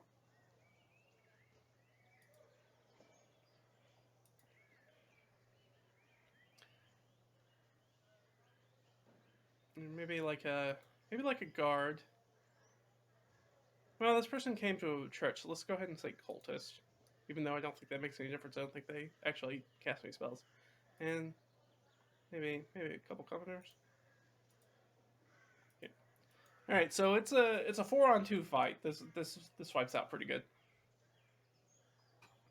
I mean, so we're gonna reskin the hobgoblin as being sort of like the major person who's in charge of this, and then clearly they've got some other people with them that are taking an issue. All right, well, let's roll some initiatives. Now, the way, if this is your first time kind of watching me do this, thanks for showing up, by the way. But when I usually go into combat, just to make things a little bit easier for myself, I usually just use a passive 10 plus whatever the initiative bonus is for the bad guys, and then I roll the initiative for our PCs. So we have Omer, we have Lia, not Lia. You have a hobgoblin, you have a commoner, who, if I remember correctly, have 4 hit points, and we said cultist. Let's look those up real quick. I think every single one of those is in the monster manual.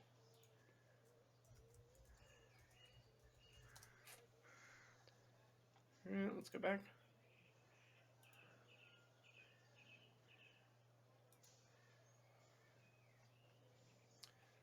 Onis, ogres, manticores, hobgoblin warlord. Just one straight up hobgoblin. Okay, so they have an initiative of 11. I'm gonna guess that the cultists have a 10, but I don't know that for sure.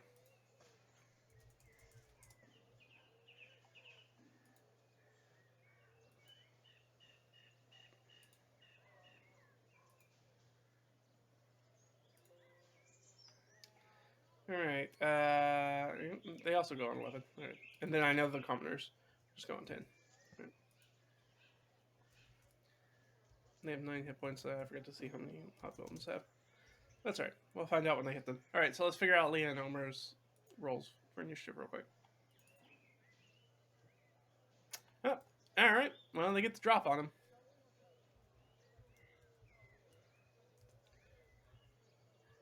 Alright, so they're down at the bottom. So yeah, they're basically about to get jumped. Basically what's about to happen, unfortunately. I guess I should roll for surprise then. These guys come in, they're going to get the jump on them. We just want to hit a 10 or better. Okay, so they're not surprised. Good. These guys are going to get the drop on them. Which puts our hobgoblin first.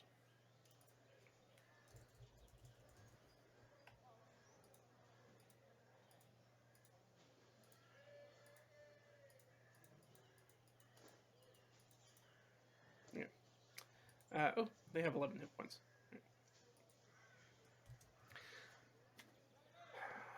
Is this going to be lethal? I don't think so. I don't really want to roll for it. I think that this is definitely just a flourish of anger. I think that if they were religiously motivated enough to show up to a temple to get a blessing before they went bounty hunting, which is what we talked about. I think that they are reasonable and reverent enough to not want to draw weapons and spill blood in a temple. So I think that they're just going to come in um, with fists. I think right off the bat. All right, which means they won't get the martial advantage. That's all right. Comes up, I think, goes to, I assume, Lia first, and is going to take a swing at Lia, and they have +3. Great. Yeah, that's going to hit Lia all day long. All right, 1 plus their strength, so they only do 2 points damage. So that's good. So Lia's down to 6 hit points. Omer's at 8. All right, we have a cultist. I assume that the cultist will go after Omer instead, as they sort of split up, and this kind of jumps into it. And then at the end of the round, I'll see if anybody from the temple steps in to intercede, because I think that that's probably going to be likely if a fist fight breaks out in the temple. And it's a busy temple day too, right? This is Souls Day. Like, this is when most people go to temple. So people are, this place, even though it's later in the afternoon at this point, it's still pretty busy. And I mean, they're talking directly to, maybe not a member of the clergy, maybe a layman servant of the temple, but I think it's likely that somebody's going to come in and help break it up. All right, let's recall this. Fortunately, because we ended up with a bunch of different people, we're going to have to jump around here a little bit. All right, cultists. There we go. Luckily, cultists and common are on the same area, right? Okay, so our cultists can come in. They're going to take a swing. They get +2 to hit because they're proficient in fist. So, nope, they're going to miss Omer. So that's good. And then we have some commoners. Right, they're going to take swings. We got 2 of those. So 1 for each. 1 for Lia and then 1 for Omer. Oh, missing Lia, but going to hit Omer. Which they will do 1 point of damage to Omer. All right. Well, that puts Lia in a weird spot. Lia...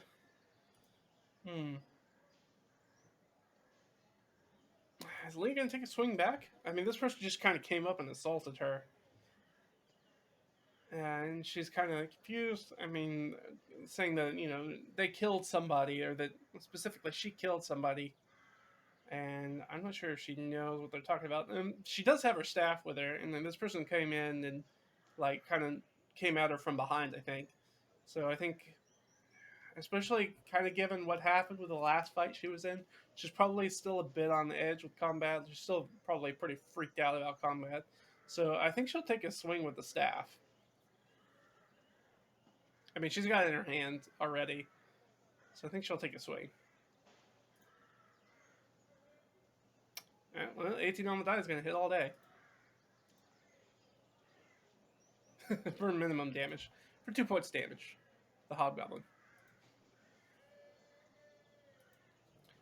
So, the Hobgoblin comes in and, is screaming at her, and she kind of turns around, sucker punch her sort of in the face, probably. Maybe she gets her hands up a little bit to try to block it, kind of knocks her around.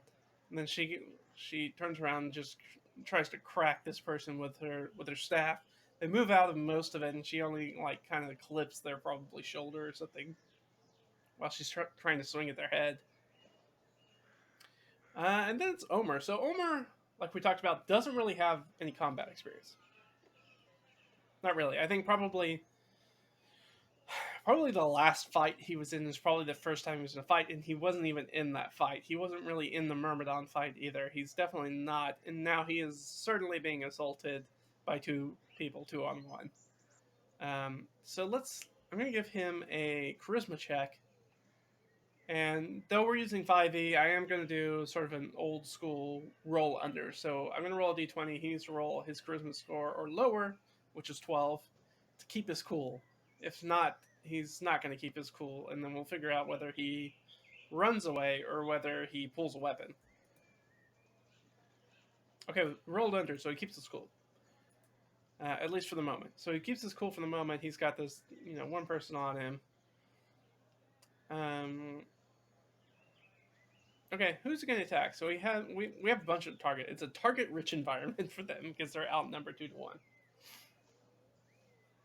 So is Omer smart enough to kind of gang up on one person? Yeah, let's give him a basic wisdom check. I think he probably only needs a 10 or better. No, okay. So he's not going to gang up. He's going to go after the person who hit him, which was a commoner. So he's going to try to slug the commoner instead. Commoner that's on him. And miss. Alright. So that was a lot of build up for not a lot. Alright. Does somebody intercede to break this up? Just D20 Oracle roll. No. Nobody's not. Actually, people are getting out of the way. People are probably shouting. There's probably people screaming and getting out of the way as this sort of like brawl has opened up in the middle of the temple. Including probably the person that Lia and Omer were talking to is also kind of like scrambling away and trying to flee the room that they're in. I assume they're in sort of like a small side chamber of sort of the temple, even though the temple's not very big. Probably like a little office or something like that where they can have a little bit of privacy and just kind of have a conversation off to the side. And so they're trying to do that, but that person sort of flees out of the room as these people are trying to filter in and trying to attack the two. All right, so that puts us back at the top. Hobgoblin's going to continue to hobgoblin. So they get a +3, so they'll attack Lia.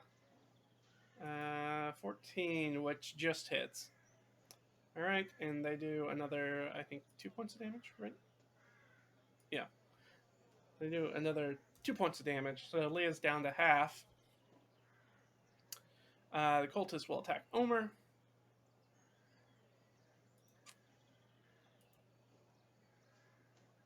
Will hit Omer. For sure. And I think the cultist, sorry. Alright, just does 1 point of damage. Yeah. Alright, now that Lia's getting down to half health, this is becoming a more defensive kind of fight. Now it's going to be maybe a little bit more life or death, right? And then we're going to have one commoner on Lia and then one on Omer. Both are going to miss. No, actually, one's going to hit Omer because Omer's only got an AC of 10, right? Or no, Omer has, or does Omer have armor on? I can't remember. He does not have armor on. Okay. So Omer's going to get hit for 1. Alright, so that brings us to Lia. So Lia's they've kind of pushed her into this corner. She's got 2 people that are wailing on her with their fists. She's just trying to protect herself. I think at this point, I think she's gonna have Igni use their power. Oh, hey, what's going on, Santos? So she's gonna jump and then she's gonna have Igni use his power because she's starting to get desperate. So Igni, of course, is her familiar, and they have this fire breath, which is what they're going to use. Because we've got a whole bunch of bad guys. I think it makes sense that the 2 of them are right next to each other. All these people, right? 4 people came in. They're right on top of them. I think she can easily hit all of them with the fire breath. I don't think that's going to be a problem. So they all need to make the DC 11 save. Now this can go very badly if we start killing people in a temple, which is not really what we want to do, but we also don't want these people to knock her out. And she's starting to freak out now that she's, getting wailed on by people. Let's make some saves. All right, for the hobgoblin. Fail. For the cultist. Pass. Commoner 1. Pass. Commoner 2. Pass. Alright. So just the hobgoblin's going to fail. Oof. Low damage, though. Alright. Well. That could have gone a lot better. Oh well. Alright, so the Hobgoblin is going to take 3 points of damage, so they'll go down to 6. And both of our commoners are going to take 1 point of damage. So that would basically take a bonus action for her to command the familiar, and then she will use her ability. Alright, she's still not in a good situation. What would she do? She's kind of pushed up, and we ran into this issue before, is when she's kind of pushed up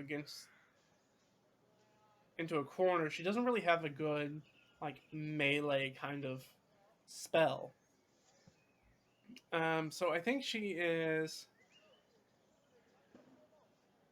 Look, the Hobgoblin's the leader. You want to put the Hobgoblin down. So she's going to use her spell, and she's just going to magic missile him. Which is, I think Lia's in a position where, right, she's getting ganged up on, she's got attacked randomly. I don't think that she is going to...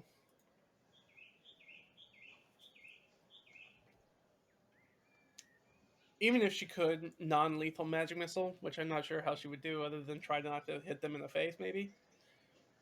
She's just going to let it fly.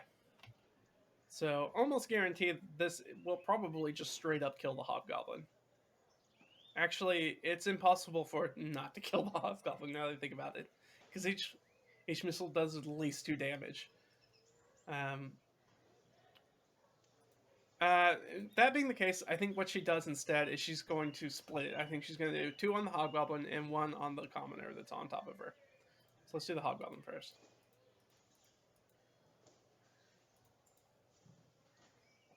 Oh yeah, smoked. Absolutely smoked. Yep. That guy's dead. And then 1 for our commoner. And 2 points for our commoner. Which is commoner number 1. Oh wait, I screwed that up. They each took 1 point of damage. They hadn't taken any damage yet, right? So they should each actually have 3 points of damage. Or 3 hit points left. And I hit that first one for 2 points damage, minimum damage. Alright, so that last one's on its last legs. That's Lia. Omer's got the cultist and the other commoner on top of him. Alright, let's make it. Alright, now that the training wheels are off, Omer's going to need to make another save. I think another charisma save. We're going to do another roll under, right? He has to roll 12 or under. Or else he's going to pull a blade and start stabbing. Okay, well, we didn't roll under, so he pulls a knife. He pulls his knife. He pulls his dagger. And I think which one of these is big? Neither one of these is actually a particularly large threat as far as the cultists are coming. They're pretty equal. So I think he'll just stab, I guess, whoever looks stronger, which would be the cultist. So let's make an attack roll for him. Alright, he's going to miss. Alright, that brings us back up to, or actually that brings us to the bottom. Does somebody intercede now? Weapons are being pulled. Spells are going off. So anybody who wanted to just sort of like get in between these people to break up a fist fight is now it's a different situation. Because people have started to pull weapons. There are spells going off. Or spell-like abilities going off. Somebody's dead now. Right? There's a dead person on the floor. So I think if anybody intercedes at this point, it's going to actually be the guards. Okay, so somebody does. Roll to 17. So somebody does intercede. And we know that's going to be the guards. And they're going to break it up. Alright, so we're going to bring that to, I guess... Let's see. Is anybody going to fight them? Or the cultists or one of the commoners going to try to fight through the guards to try to keep attacking? I think that's unlikely. Yeah, no. Alright. So yeah, these people are sort of, like, this group of people are together and they're trying to hit each other. There's now a dagger that's being flashed around. You know, there's a smoldering carcass from fire on the ground and magic missiled. And I think people break things up, right? The guards grab them and break things up and kind of separate everybody. And now they're going to get tied up into another discussion with the guards. Not really how we wanted this scene to go. We just walked in here to try to get some information about the corrupted plate. And now we're going to be detained by the constabulary. Okay. So they break everybody up and push everybody away. And Omer's down to. I'll just go ahead and update their character sheets real quick. So Omer's down to 5 of 8, and Leah's at 4 of 8, and both her spells are gone. So they kind of drag them off back to the government area, back to the jail, technically how it's pronounced, Gaol, jail, Gow, if you want. Take them there and kind of sequester them, and I think they kind of go through the standard sort of operation where they ask them, what happened, blah blah blah blah blah. Actually, they probably don't take them there. They probably question them there because they're going to question the other people there at the temple as well. So, are they going to? Now we do know that Lia was acting in self-defense. Lia and Omer were both acting in self-defense. These people came in, they attacked them from behind, right? They feared for their life. They struck back once. They didn't start with weapons, but when things went south and started to sour in the fight, and they thought that they were really going to come under some real damage, like these people might kill them or hurt them severely, they tried to defend themselves. And I think that there are other people, right? They have the person they were talking to directly who can sort of corroborate some of that evidence. So let's roll. Are they going to get charged with anything or held? Held and or charged? Or are they going to get let go as this is a clear case of self-defense? I think it's likely they're going to get let go of self-defense, so let's give them a... Is it very likely? It's not very likely. It would be very likely, I think, if they hadn't killed one person, but they did kill somebody. Somebody did die. So I think if they only get a +3 to this roll, are the guards just going to let them go? As an act of self-defense. That's an 8, so no. So they are going to get... They get pinched by the guard, and they're going to go into the slammer. They're going to be held. Okay. So yeah, right, that took sort of a side plot. I didn't think that's what was going to happen. So what I'm going to do is I'm going to get a refill on my tea. I'm going to have a quick think about what I'm doing, and then we'll hop right back into it. But I am going to take a quick break real fast, guys. But I'll be right back in just a few minutes. So hang on tight. I'll be back in just a few.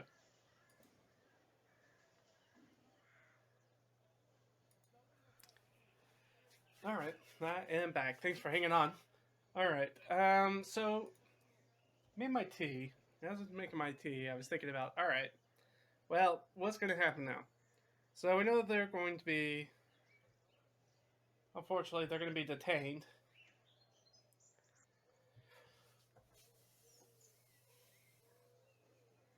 And I think they give them the option pretty early on, I think, after they look at everything.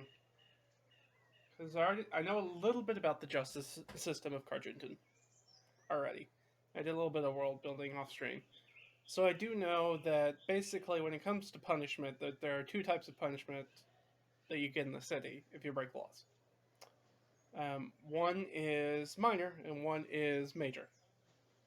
The major one is banishment. You get banished from the city. Well, that's going to be a real issue.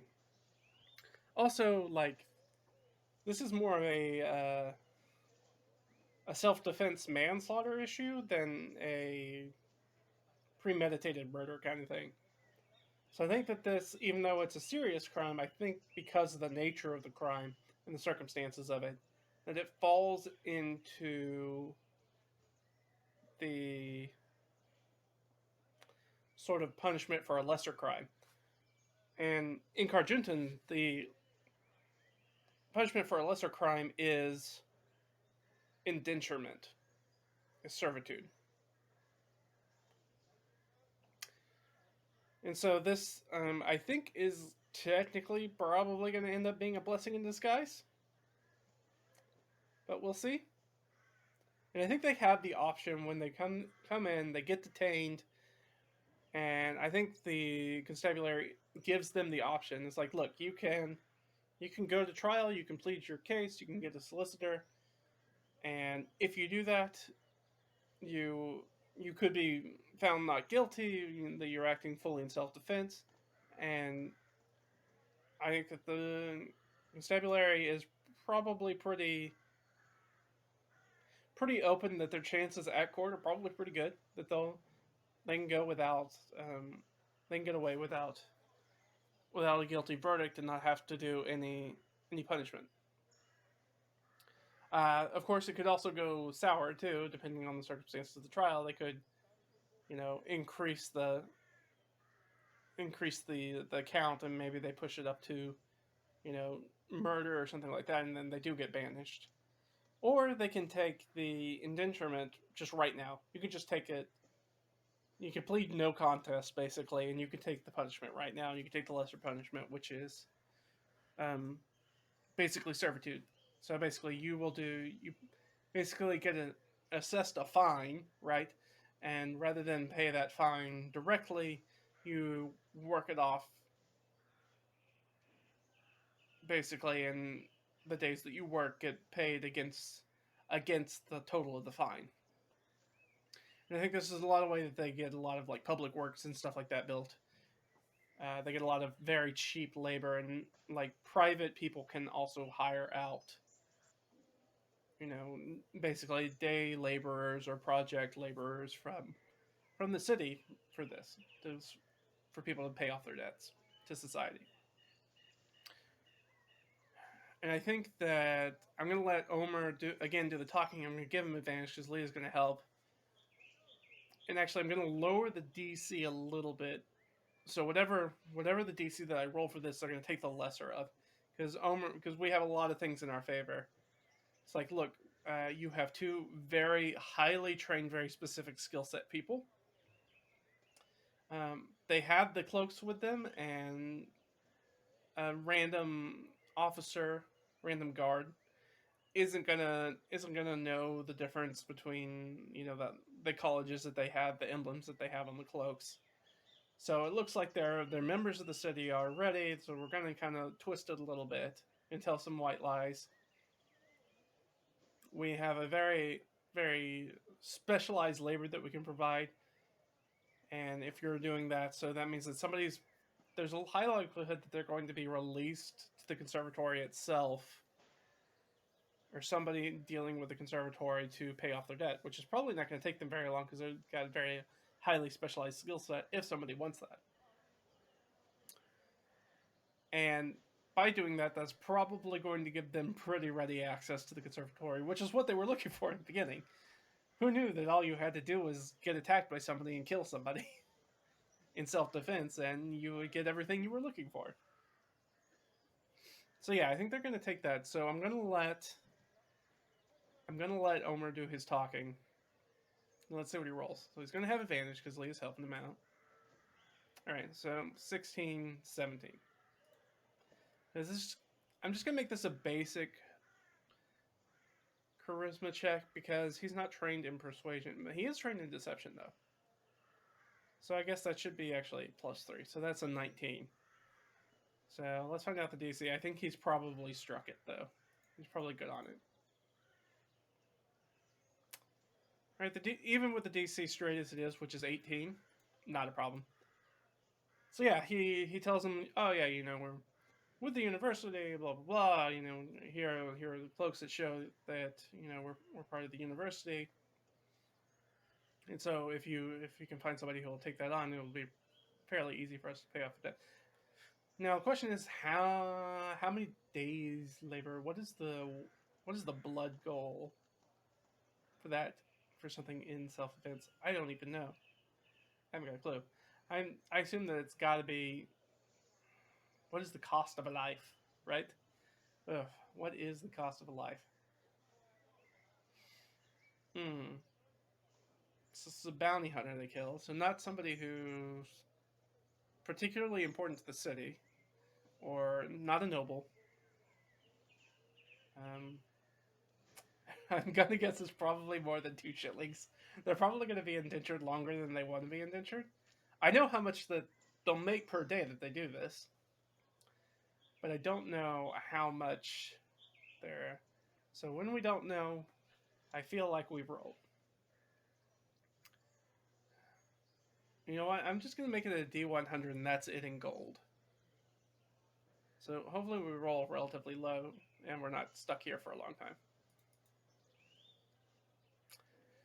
And then I roll nearly as high as you can. Okay. So 99 gold. Wow. Okay. I don't even know. What is that off the top of my head? Ugh, man, they're going to be here for like weeks. Maybe they run from it, but we still don't know if they need how long they need to stay in Carjunton. And honestly, there's probably going to be a problem once people realize who they are actually on the conservatory. Somebody's probably going to pull the plug on their contract once they realize who they are, which is highly likely that they'll get recognized pretty easily. Okay, well, let's go ahead and add this. So that's going to be a new plot for us, unfortunately. So let's say, so we've got a new one, and I'm going to just add this as its full own plot or story thread. So I need to. I'm going to put it as Lia and Omer.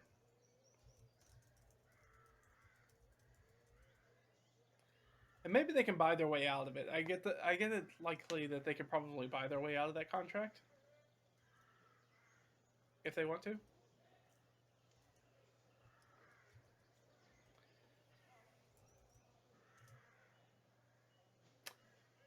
Oh, that's a good question. This is really just a Lia thing because Lia's the person who killed somebody. Omer didn't kill anybody. He didn't actually even cut anybody with his dagger. He just brandished a dagger. And as far as we know, there's not a law against brandishing a weapon. At least not a weapon of that size.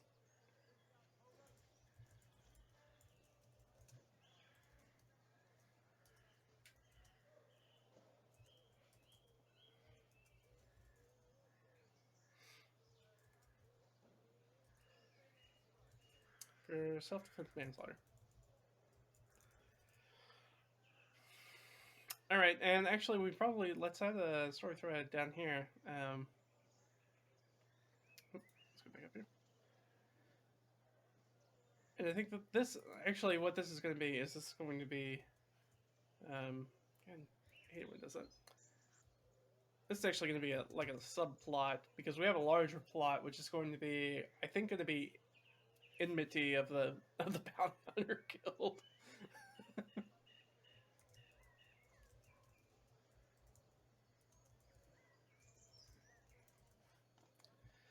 Because now she's killed 2 of them.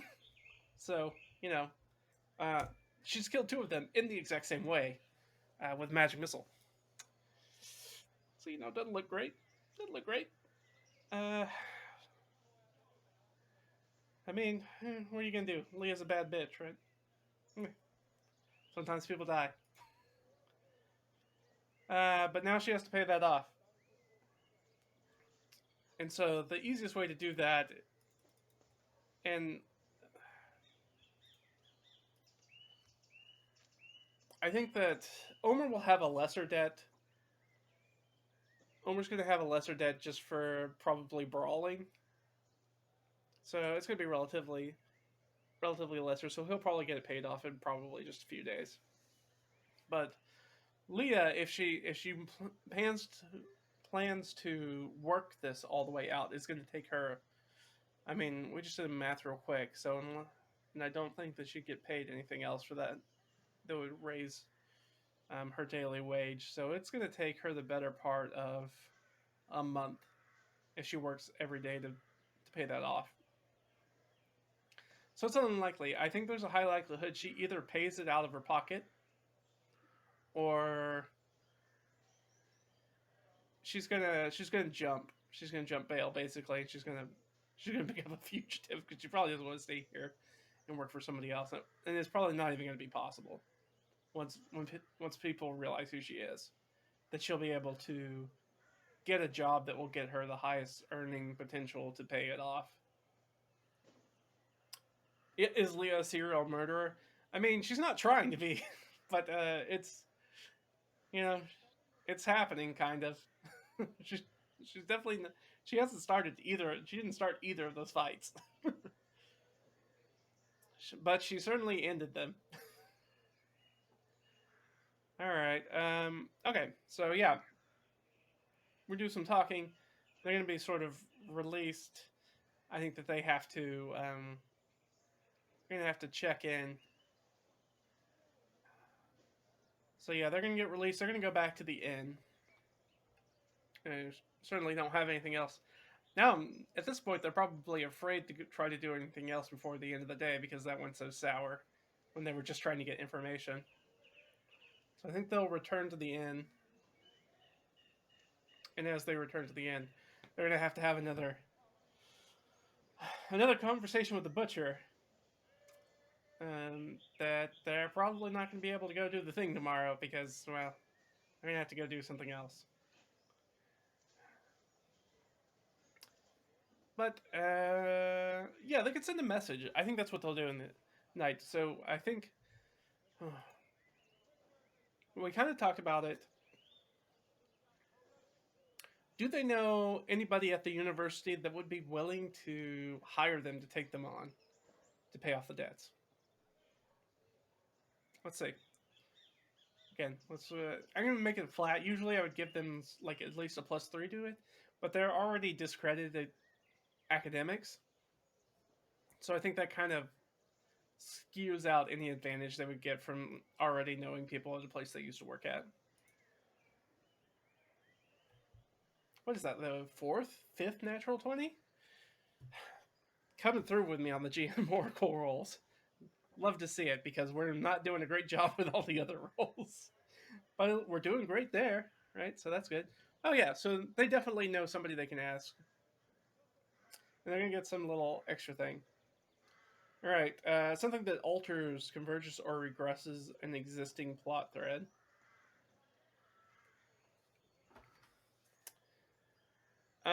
Yeah, I think this is going to converge. This is going to converge the thread. This is going to converge directly into that thread with them. They need to figure out what happens with Harol smudges. So the question is, I think, is this person, so they definitely know somebody who would be willing to take them on. Maybe it's somebody that they are friendly with, probably within their own college department previously, who maybe was less ruthless than other members of the academy. Actually, I take it back. There was probably somebody within their department who went to bat for them in their research before it was discredited. So it may not be in departmental head, but it may be somebody that's a little bit further up in the faculty, food chain, as far as the university is concerned, as far as the conservatory is concerned. So I think they know somebody that's higher up in the, maybe like a vice chair for their department or somebody who is sympathetic to them, who watched these people basically get their careers ended, even though they were bright and brilliant people, and found that what they got saddled with was overly harsh. So I think we'll send out a message to this person. Message rates are pretty cheap. Let me see how much it is to send a message. I think it's just a few coppers.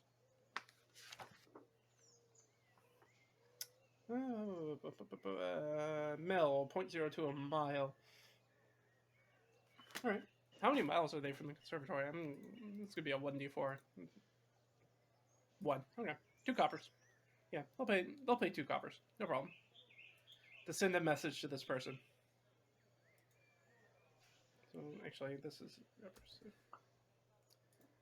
Then they'll have 8 coppers left over. So yeah, I think that they sign their names to it. They send this message off to this person. I think this person is willing to take them on to sort of as helpers. Who's going to be the person who's going to show up in the morning to buy their contract, basically, to pay off their community service. It's going to purchase their contract. Yeah. Hmm. Otherwise, I think they're pretty open. I think they're going to let the. I don't think Lia would ask for her gold piece back from the butcher. But is she going to do anything that will?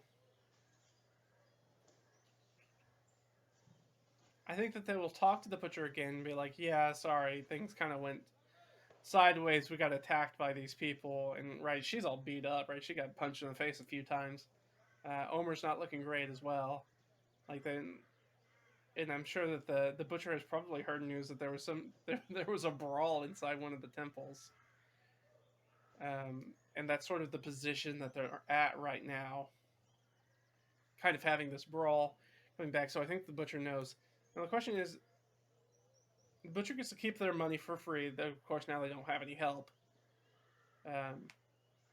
And unfortunately, the two of them can't help because they're going to have to report to the city guard in the morning to get their assignment.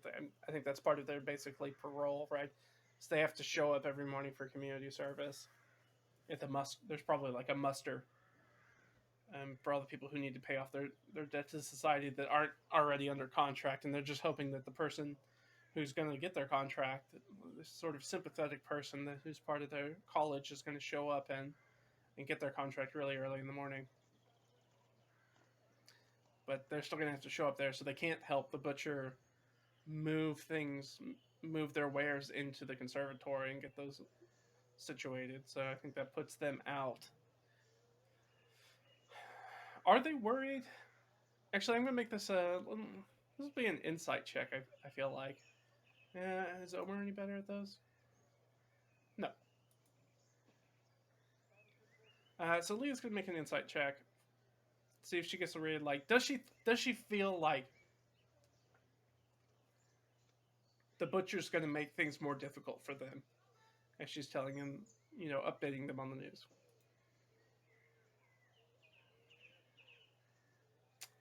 That's a pretty good roll. I mean, she's got a -1 wisdom, so it's a 17. So let's see the DC. How well she can read. Oh yeah. No problem. That's a 13. DC 13. So she definitely gets a read on this person on whether they're going to make things more difficult for them or not. But we got to ask the Oracle: is this person going to make things more difficult for them?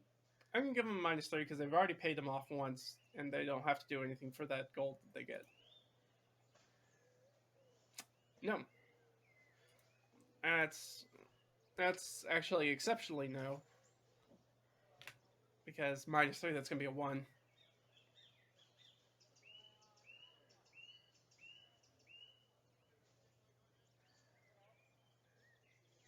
That would be force a hard bargain or choice, but we don't really need that because that's in our favor. So we'll just take that as a point of inspiration. So I'll go ahead and add this point of inspiration. Then we can apply to a roll somewhere down the line. Because I can't think of anything that the butcher would be able to add to it at this time that would be beneficial for them. Other than just staying quiet about who they are. But yeah, I think that's going to be the day. So they need to pay they're in town again. They need to pay for their lodging again, which is, remember, is 6 silvers. So you got to spend a little bit of money to take the night. And then I think they'll probably go to bed. They don't feel super great, right? They kind of got the snot kicked out of them, or at least Lia did.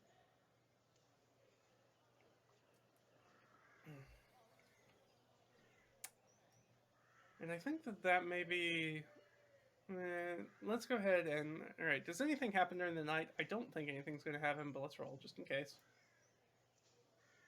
No. Thank goodness. Alright, so they wake up in the morning. They have another breakfast. Leah's face is certainly puffy. I'm sure she has put some ice on it, but she's still got a kind of a puffy face. Omer as well. He got knocked around a little bit, but he looks significantly better. But they are technically back up to full hit points, and they just look a little banged up, is all.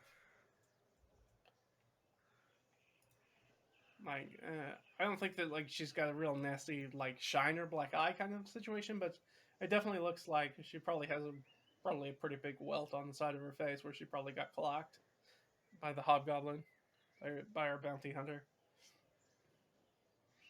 They wake up in the morning. They kind of probably quietly have their breakfast together. They I think they bundled their cloaks with them, their school cloaks that they have now.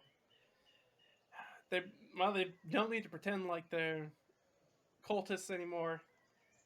I think they probably just show up at the muster in their normal clothes for the morning, and then let's make sure nothing happens that's going to keep them from getting there on time. Okie dokie, that's a 1. That's real bad. That means an encounter of some type. Alright, fresh off in the morning, they're on their way to the guard muster for their civil service. And something's going to get in their way. And it's going to be not a small thing. So I guess the question is this... Is it a bounty? Is it another bounty hunter that's going to stop them? It's going to get in their way. I mean, right, like we said, at this point, Leah's killed 2 of them. In within, what, the span of a week? Maybe, certainly less than 2 weeks. And speaking of which, I need to update. Boop, boop, boop, boop. So it is actually mother, which means it's 51, right? Let me double check my calendar. Yeah. So Spring Mother 51. Which is approximately April 9th. And it's not that. So it's kind of a grim morning.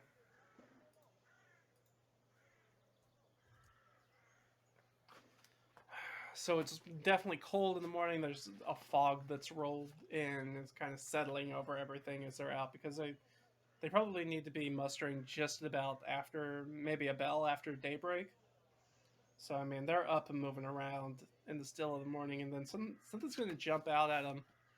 This is definitely going to be a combat encounter. So the question that we need to ask the Oracle is this one of the bounty hunter group? Somebody from the bounty hunter guild? No. Okay. So it's not. So what I'm going to do is I have just kind of a generic urban random encounter. So we'll do that real quick. Find out who it is. 3. Oh, interesting.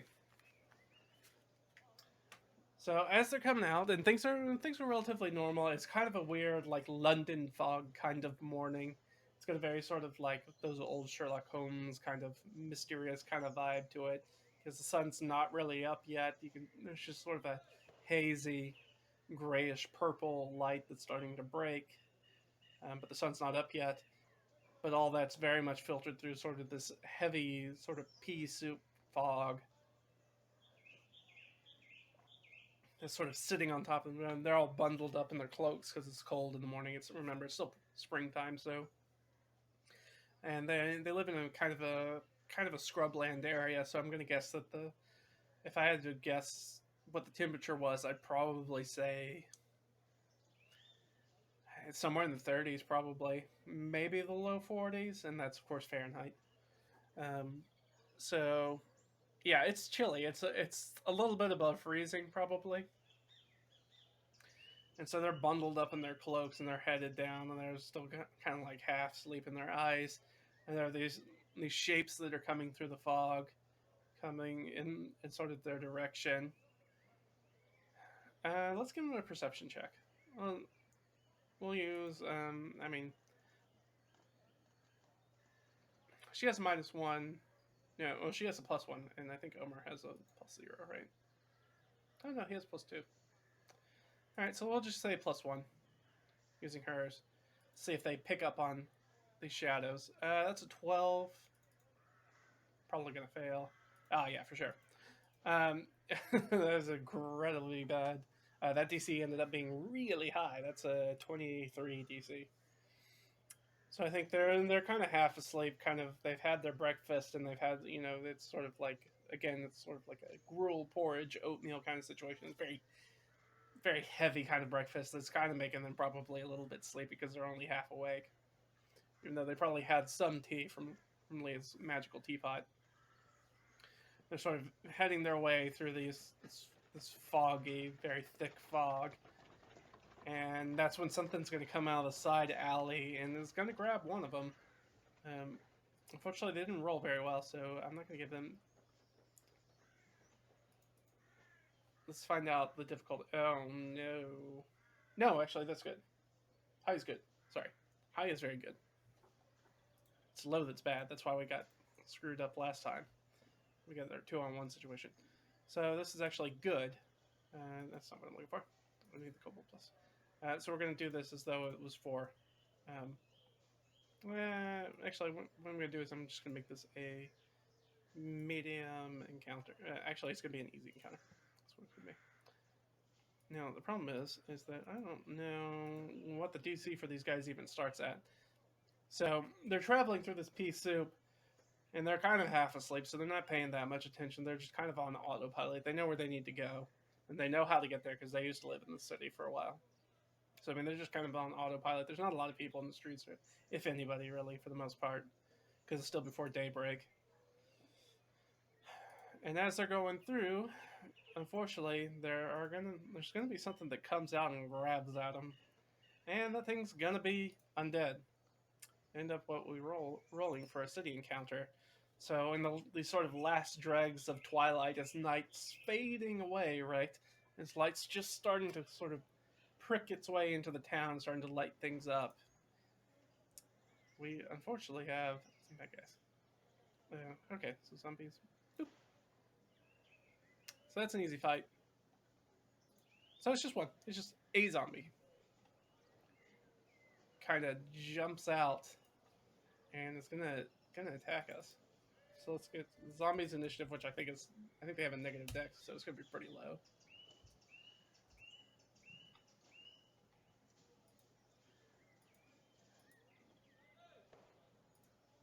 Ammo.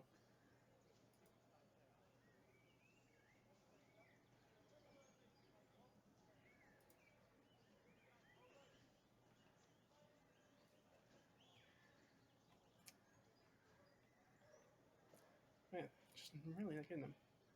There we go. Zombies. Thank goodness. Oh yeah, they have a -2. All right. So as far as their initiative goes, we've got a spot for them. All right, so we've got our zombie, and they're going on 8, and they have 22 hit points. They have a bunch of hit points. They have that undead fortitude. So they've got that, and let's roll for our guys. Leah on the left. Leah will go. Omer's going to go before, though. So we'll have Omer and then Leah. And both of them have 8 hit points. Alright, so yeah, they're going out, and they did get caught by surprise, so the zombie is going to go first. Just because they kind of get that little surprise bit. It's going to jump out, and who are they going to grab? Alright. Let's say if I roll high, it'll be Leah. That's low, so it's going after Omer. Is that gonna? That's gonna hit. I'm pretty sure. Yeah, +3. So this thing kind of shambles out of a dark alleyway and sort of grabs it over and is like, ah, brains, classic zombie in the pea soup. I think at first when they see this person kind of stumbling out, they assume it's a drunk really early in the morning. They can't really see until this thing gets close. Like I said, the fog's really, really dense. So it comes out and then it just kind of slams into him. Does a d6 +1. Ouch. Okay, luckily minimum damage, so down to 2.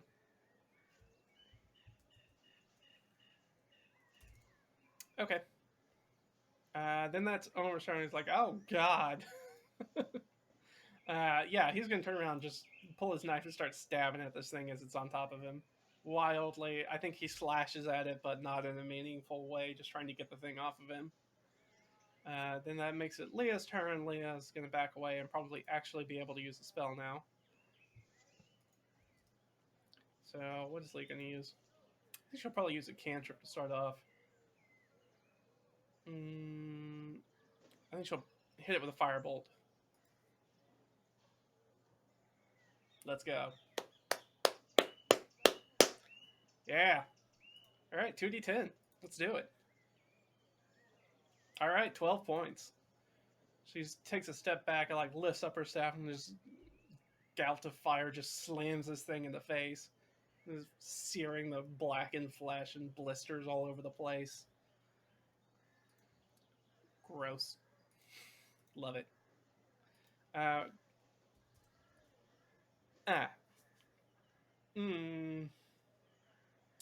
Did over half damage. Do I want to let it make a con save to see if it just kills it outright? Nah. Let's keep going with the fight. That's fine. All right, zombie time. Zombies on Omer. It's going to keep being on Omer, I think. It's mindless, so I don't think it. Even though Lee is clearly the larger threat, it's already on top of Omer. It's already trying to sink its teeth into it. Misses this time now that Omer's got his wits about him. He'll turn around. He'll try to do some stabbing. He'll hit. Only does a d4 damage. 2 points of damage to the zombie. And it's down to 8. Of course, being undead, there's no chance that it's going to run. It's going to fight till it's stopped, basically. That's Leah again. Well, that firebolt worked really well, so I think there's no reason she wouldn't do the firebolt again. All right, that's also still going to hit. Nice. 8. And I think that's enough to take it down, right? Yeah.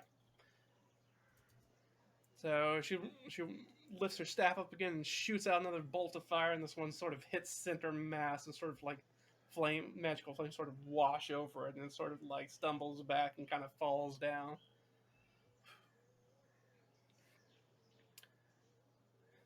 And Leah's like, are you okay? What the hell is this thing doing here? And Omer turns around and is like, yeah, I think I'm okay. Oh yeah, my heart's really beating. Now the question is while they're sort of having this exchange, does the zombie get back up? Now it has to beat half the damage. Is that right? Let me double check. 5 plus the damage taken. Wasn't a critical hit. Wasn't radiant damage. So 5 plus the damage taken. What did we do? 8 points of damage. So it needs to beat a DC 13. Con save, right? It's got a +3. So it needs to roll a 10 or higher. Yeah. So yeah, Omer's like, yeah, I really feel my heart's beating crazy. And like as they're doing it, over the shoulder shot behind him, you see the zombie like on the ground. Stand back up, like roll over, and I think it doesn't even get up. It just like tries to grab his ankle, and he starts freaking out as this thing grabs him by the boot, tries to sink its teeth into him again. It's on the ground, so I'm gonna give it disadvantage because it's prone attacking. They're not smart. Natural 1, no. So it's just sort of like scrabbling at his boot, and Omer's sort of freaking out and trying to pull away from it. That makes it his turn, right? Yeah. So the zombie has, in fact, 1 hit point. And Omer's going to try to stab this Nah, is Omer going to disengage? I think Omer's super freaked out by this. I think he's just going to disengage and get the away from this freaking thing, which will make it Leah's turn. Leah will shoot it, but it's down on the ground, so technically she has disadvantage to shoot it with another firebolt. Alright, doesn't matter. She's going to hit that. 8 AC, easy to hit all day. Alright, so she's going to do 10 points of damage to it. So now it's got to make a DC 15 con save, so it needs to roll a 12 or better. It doesn't. So, like, Omer sort of like backs away and probably trips over as he's trying to get away because this thing's trying to grab at his ankle. And he probably falls down the cobblestones with a smack. Just kind of like backs his way on, kind of crab walks away from this thing. And then Leia kind of holds out her staff and just shoots another firebolt into its head. And this time his head kind of cracks open like an egg. And mushy brain matter kind of all over the place. And they kind of sit there and she's still got her staff pointed at it for a few seconds, just making sure it's not going to get back up again. And then they're like, okay, I think it's all right. Are you okay? And then I think she helps Omer up to his feet. And they kind of dust each other off. Omer got hurt, right? Yeah, Omer got hurt. So he's down to 6. I don't think he'll spend a hit die for 2 hit points. But that's where he is right now. So I think they're going to investigate the zombie real quick. They've got a place to go, so they can't spend a lot of time with this thing unless they're going to bring it with them. So let's take a look.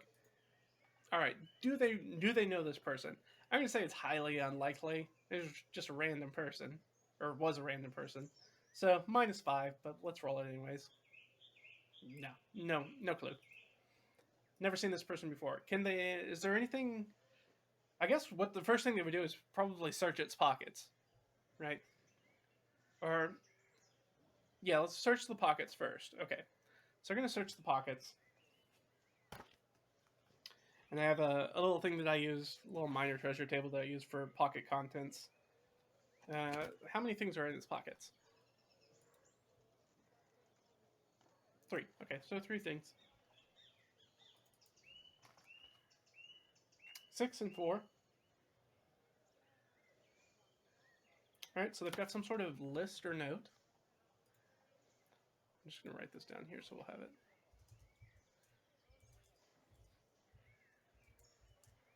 List or note.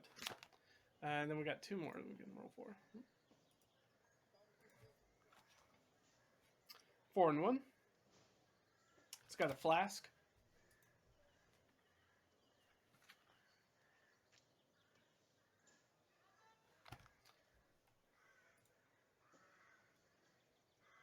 Oh, alright. So I got a flask and 6 gold pieces on them. So I guess they would probably just split that, I suppose. So I'll go ahead and give that to Omer, and then Leah will get hers up, so they'll take that. So I got a list or note. They also have a flask.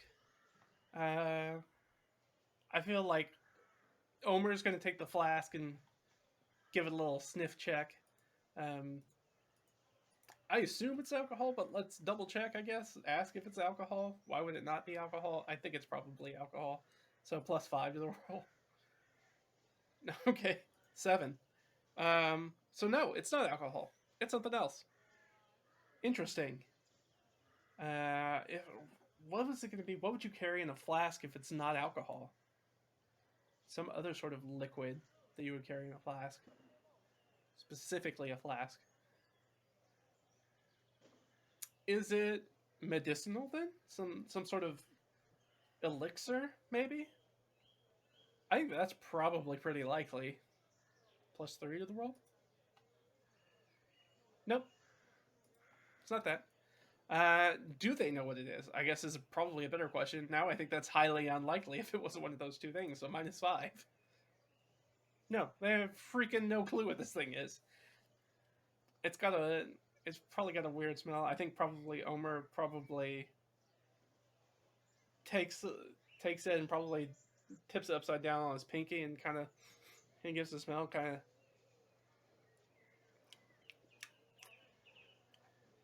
And kind of looks at Lia and is like, I have no freaking clue what this is. I don't know if you're even supposed to drink this. Now, unfortunately, I don't think either of them have anything that would. Neither of them have medicine. I don't think. No, neither of them have medicine, and don't have like a poisoner's kit proficiency or anything that would give them any insight as to what might be in this flask. So, instead, we're gonna have a flask of unknown liquid. I was gonna say unidentified, but unknown liquid. And we know for sure that it's not alcohol, and we're pretty sure it's not medicine. We think, but it's definitely not alcohol, and we don't think it's medicine. But then, why would you carry something like that in a flask? I think probably clear that it's probably not tea, or something like that, or coffee, because it can't be something that they would readily know. Like, it would be pretty easy to determine whether it was coffee or tea, right? They've both had those drinks, clearly. They would be able to tell whether that was it or not. At this point, they don't even know if it's potable.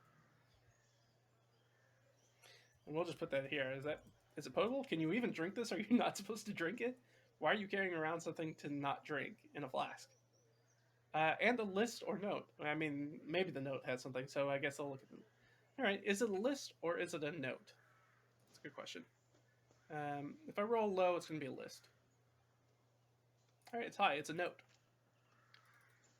So we got a note. I guess we should probably just ask: is the note about the flask? No, no, it's not. But we did roll a 9, which gives us an edge on something else. So maybe this is related to maybe something else. Let's go with that first one.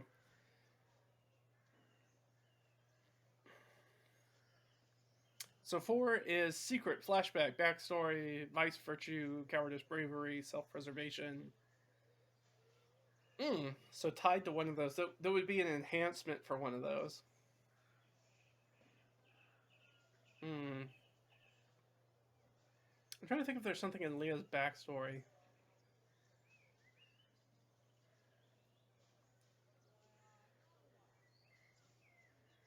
That would enhance. That something in this note is related to. Let's look at our story threads real quick. What we got going on in our story threads?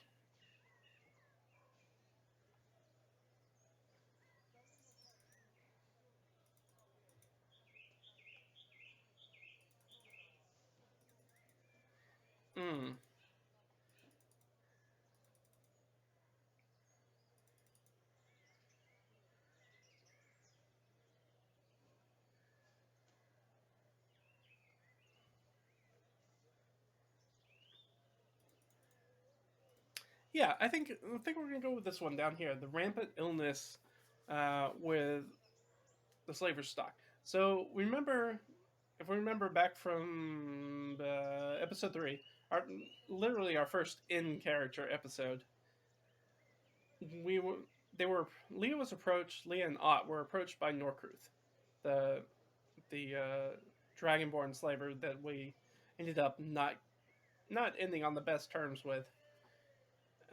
That he had a lot of his stock, his trade, were sick with a very virulent, rampant illness. And I'm going to guess that we can go over a lot of the specifics in that, but I feel like Omer probably knows a lot more about this because he was at Split Valley Oasis for a much longer time. And I think that this is So, question is I know this is going to be we know this is going to be related to the slaver stocking somehow. Is this a list of symptoms? Let's roll a d20. No. Is it?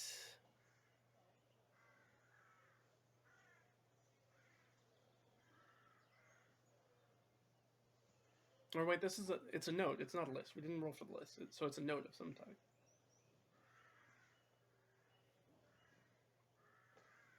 Is it a note about specifically about the slave disease? Yes. Got another natural 20. Wow. Yes. I'm not going to roll because we're already looking at an edge for this one, so there's makes no sense to have another edge in the scene. All right, so this is something that was specifically, so it's a note specifically related to that.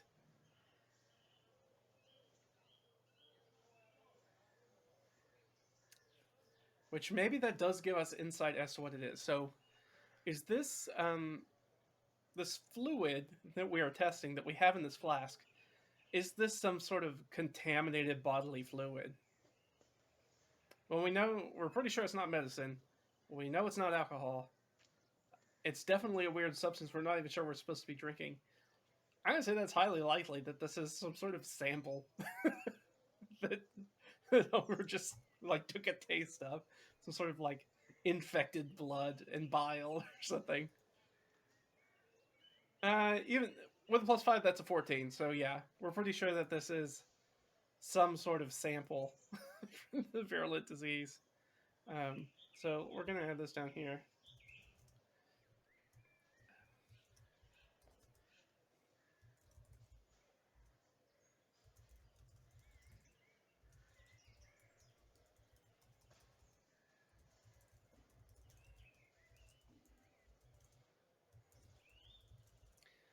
Just so we remember it. Okay. So yeah, we have a note. Um, is somebody named in this? Is somebody named in the note? All right, so we got an idea of what's in the flask.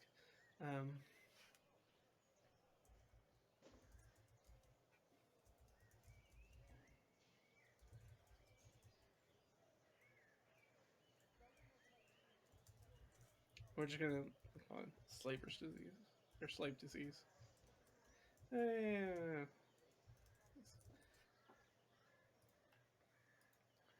All right, so this note definitely says that hey, this is a sample.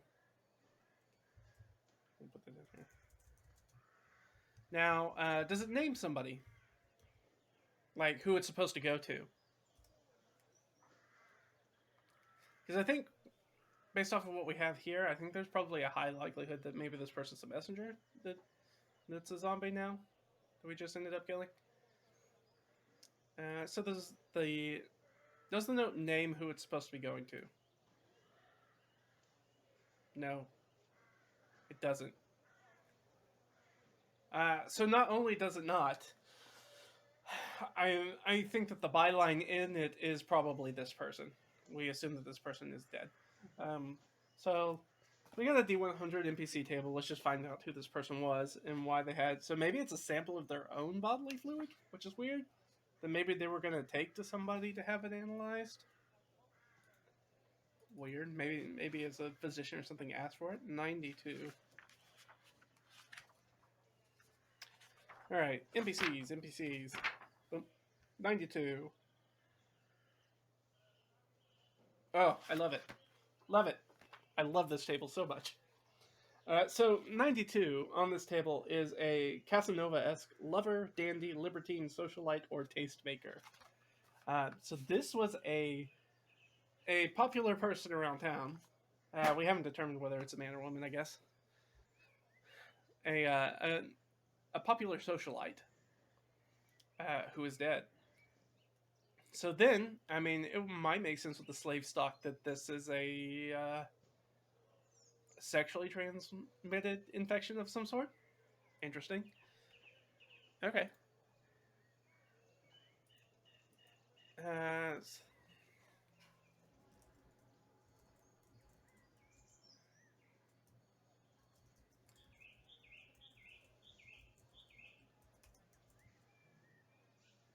No, I think I'm going to change what I said about the note.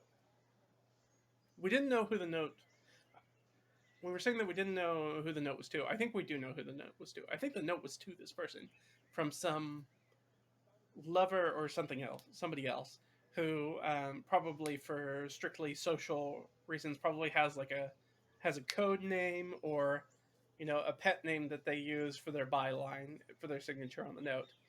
So it's not immediately tracked back to them if it's somebody who's maybe has a spouse or something who was seeing this dandy, this socialite Casanova lover. So the note's to somebody. Mm. Do we want to make up a? Do we want to make up a? So it's from lover. Um, let's have a code name. Yeah, let's go ahead and come up with code name. What would be a good lover code name?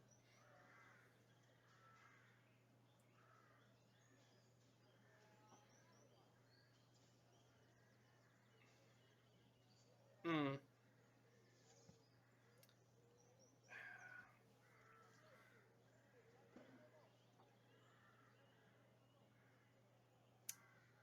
Yeah, I don't really have a good one off the top of my head that might be a good sort of. So it's not really a code name. It's really like a pet name.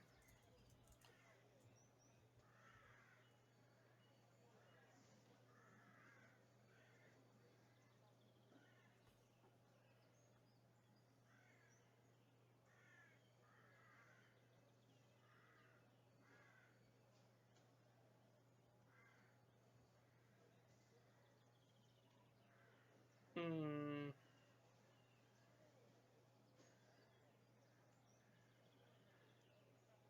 Okay, I got one.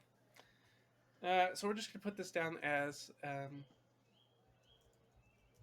Midnight Lilac. Lilac. Good spell. Midnight Lilac. Who is that? No clue. Will we find out? Maybe.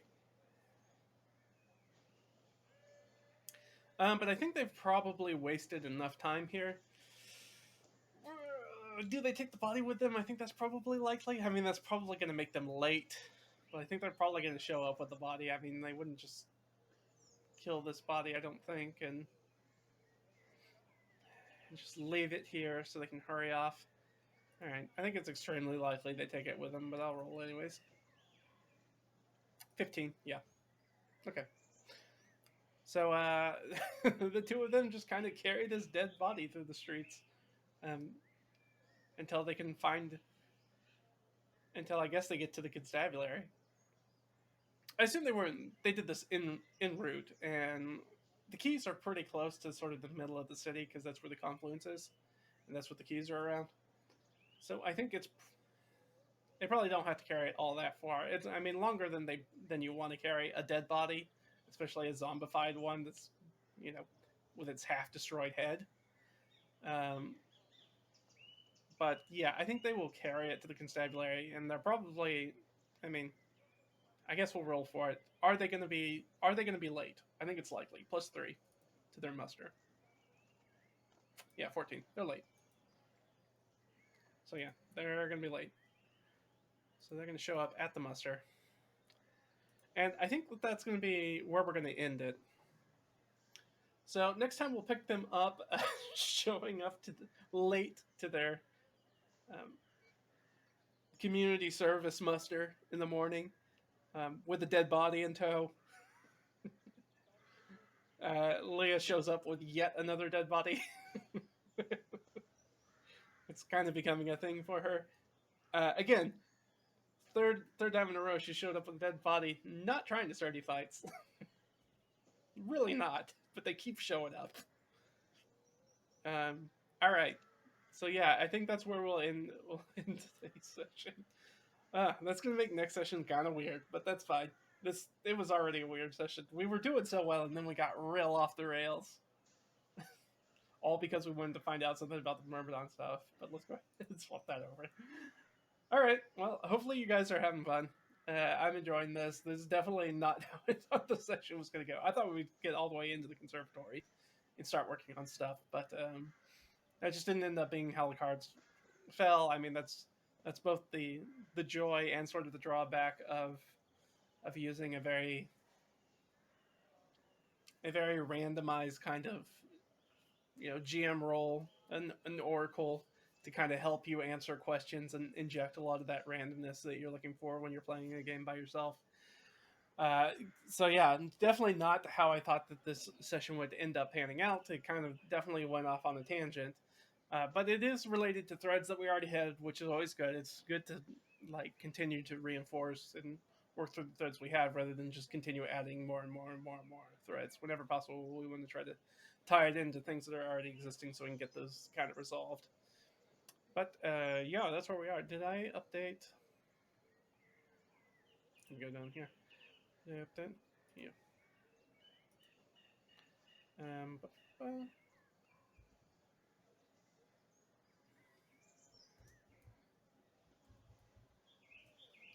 I need to. That zombie, I was.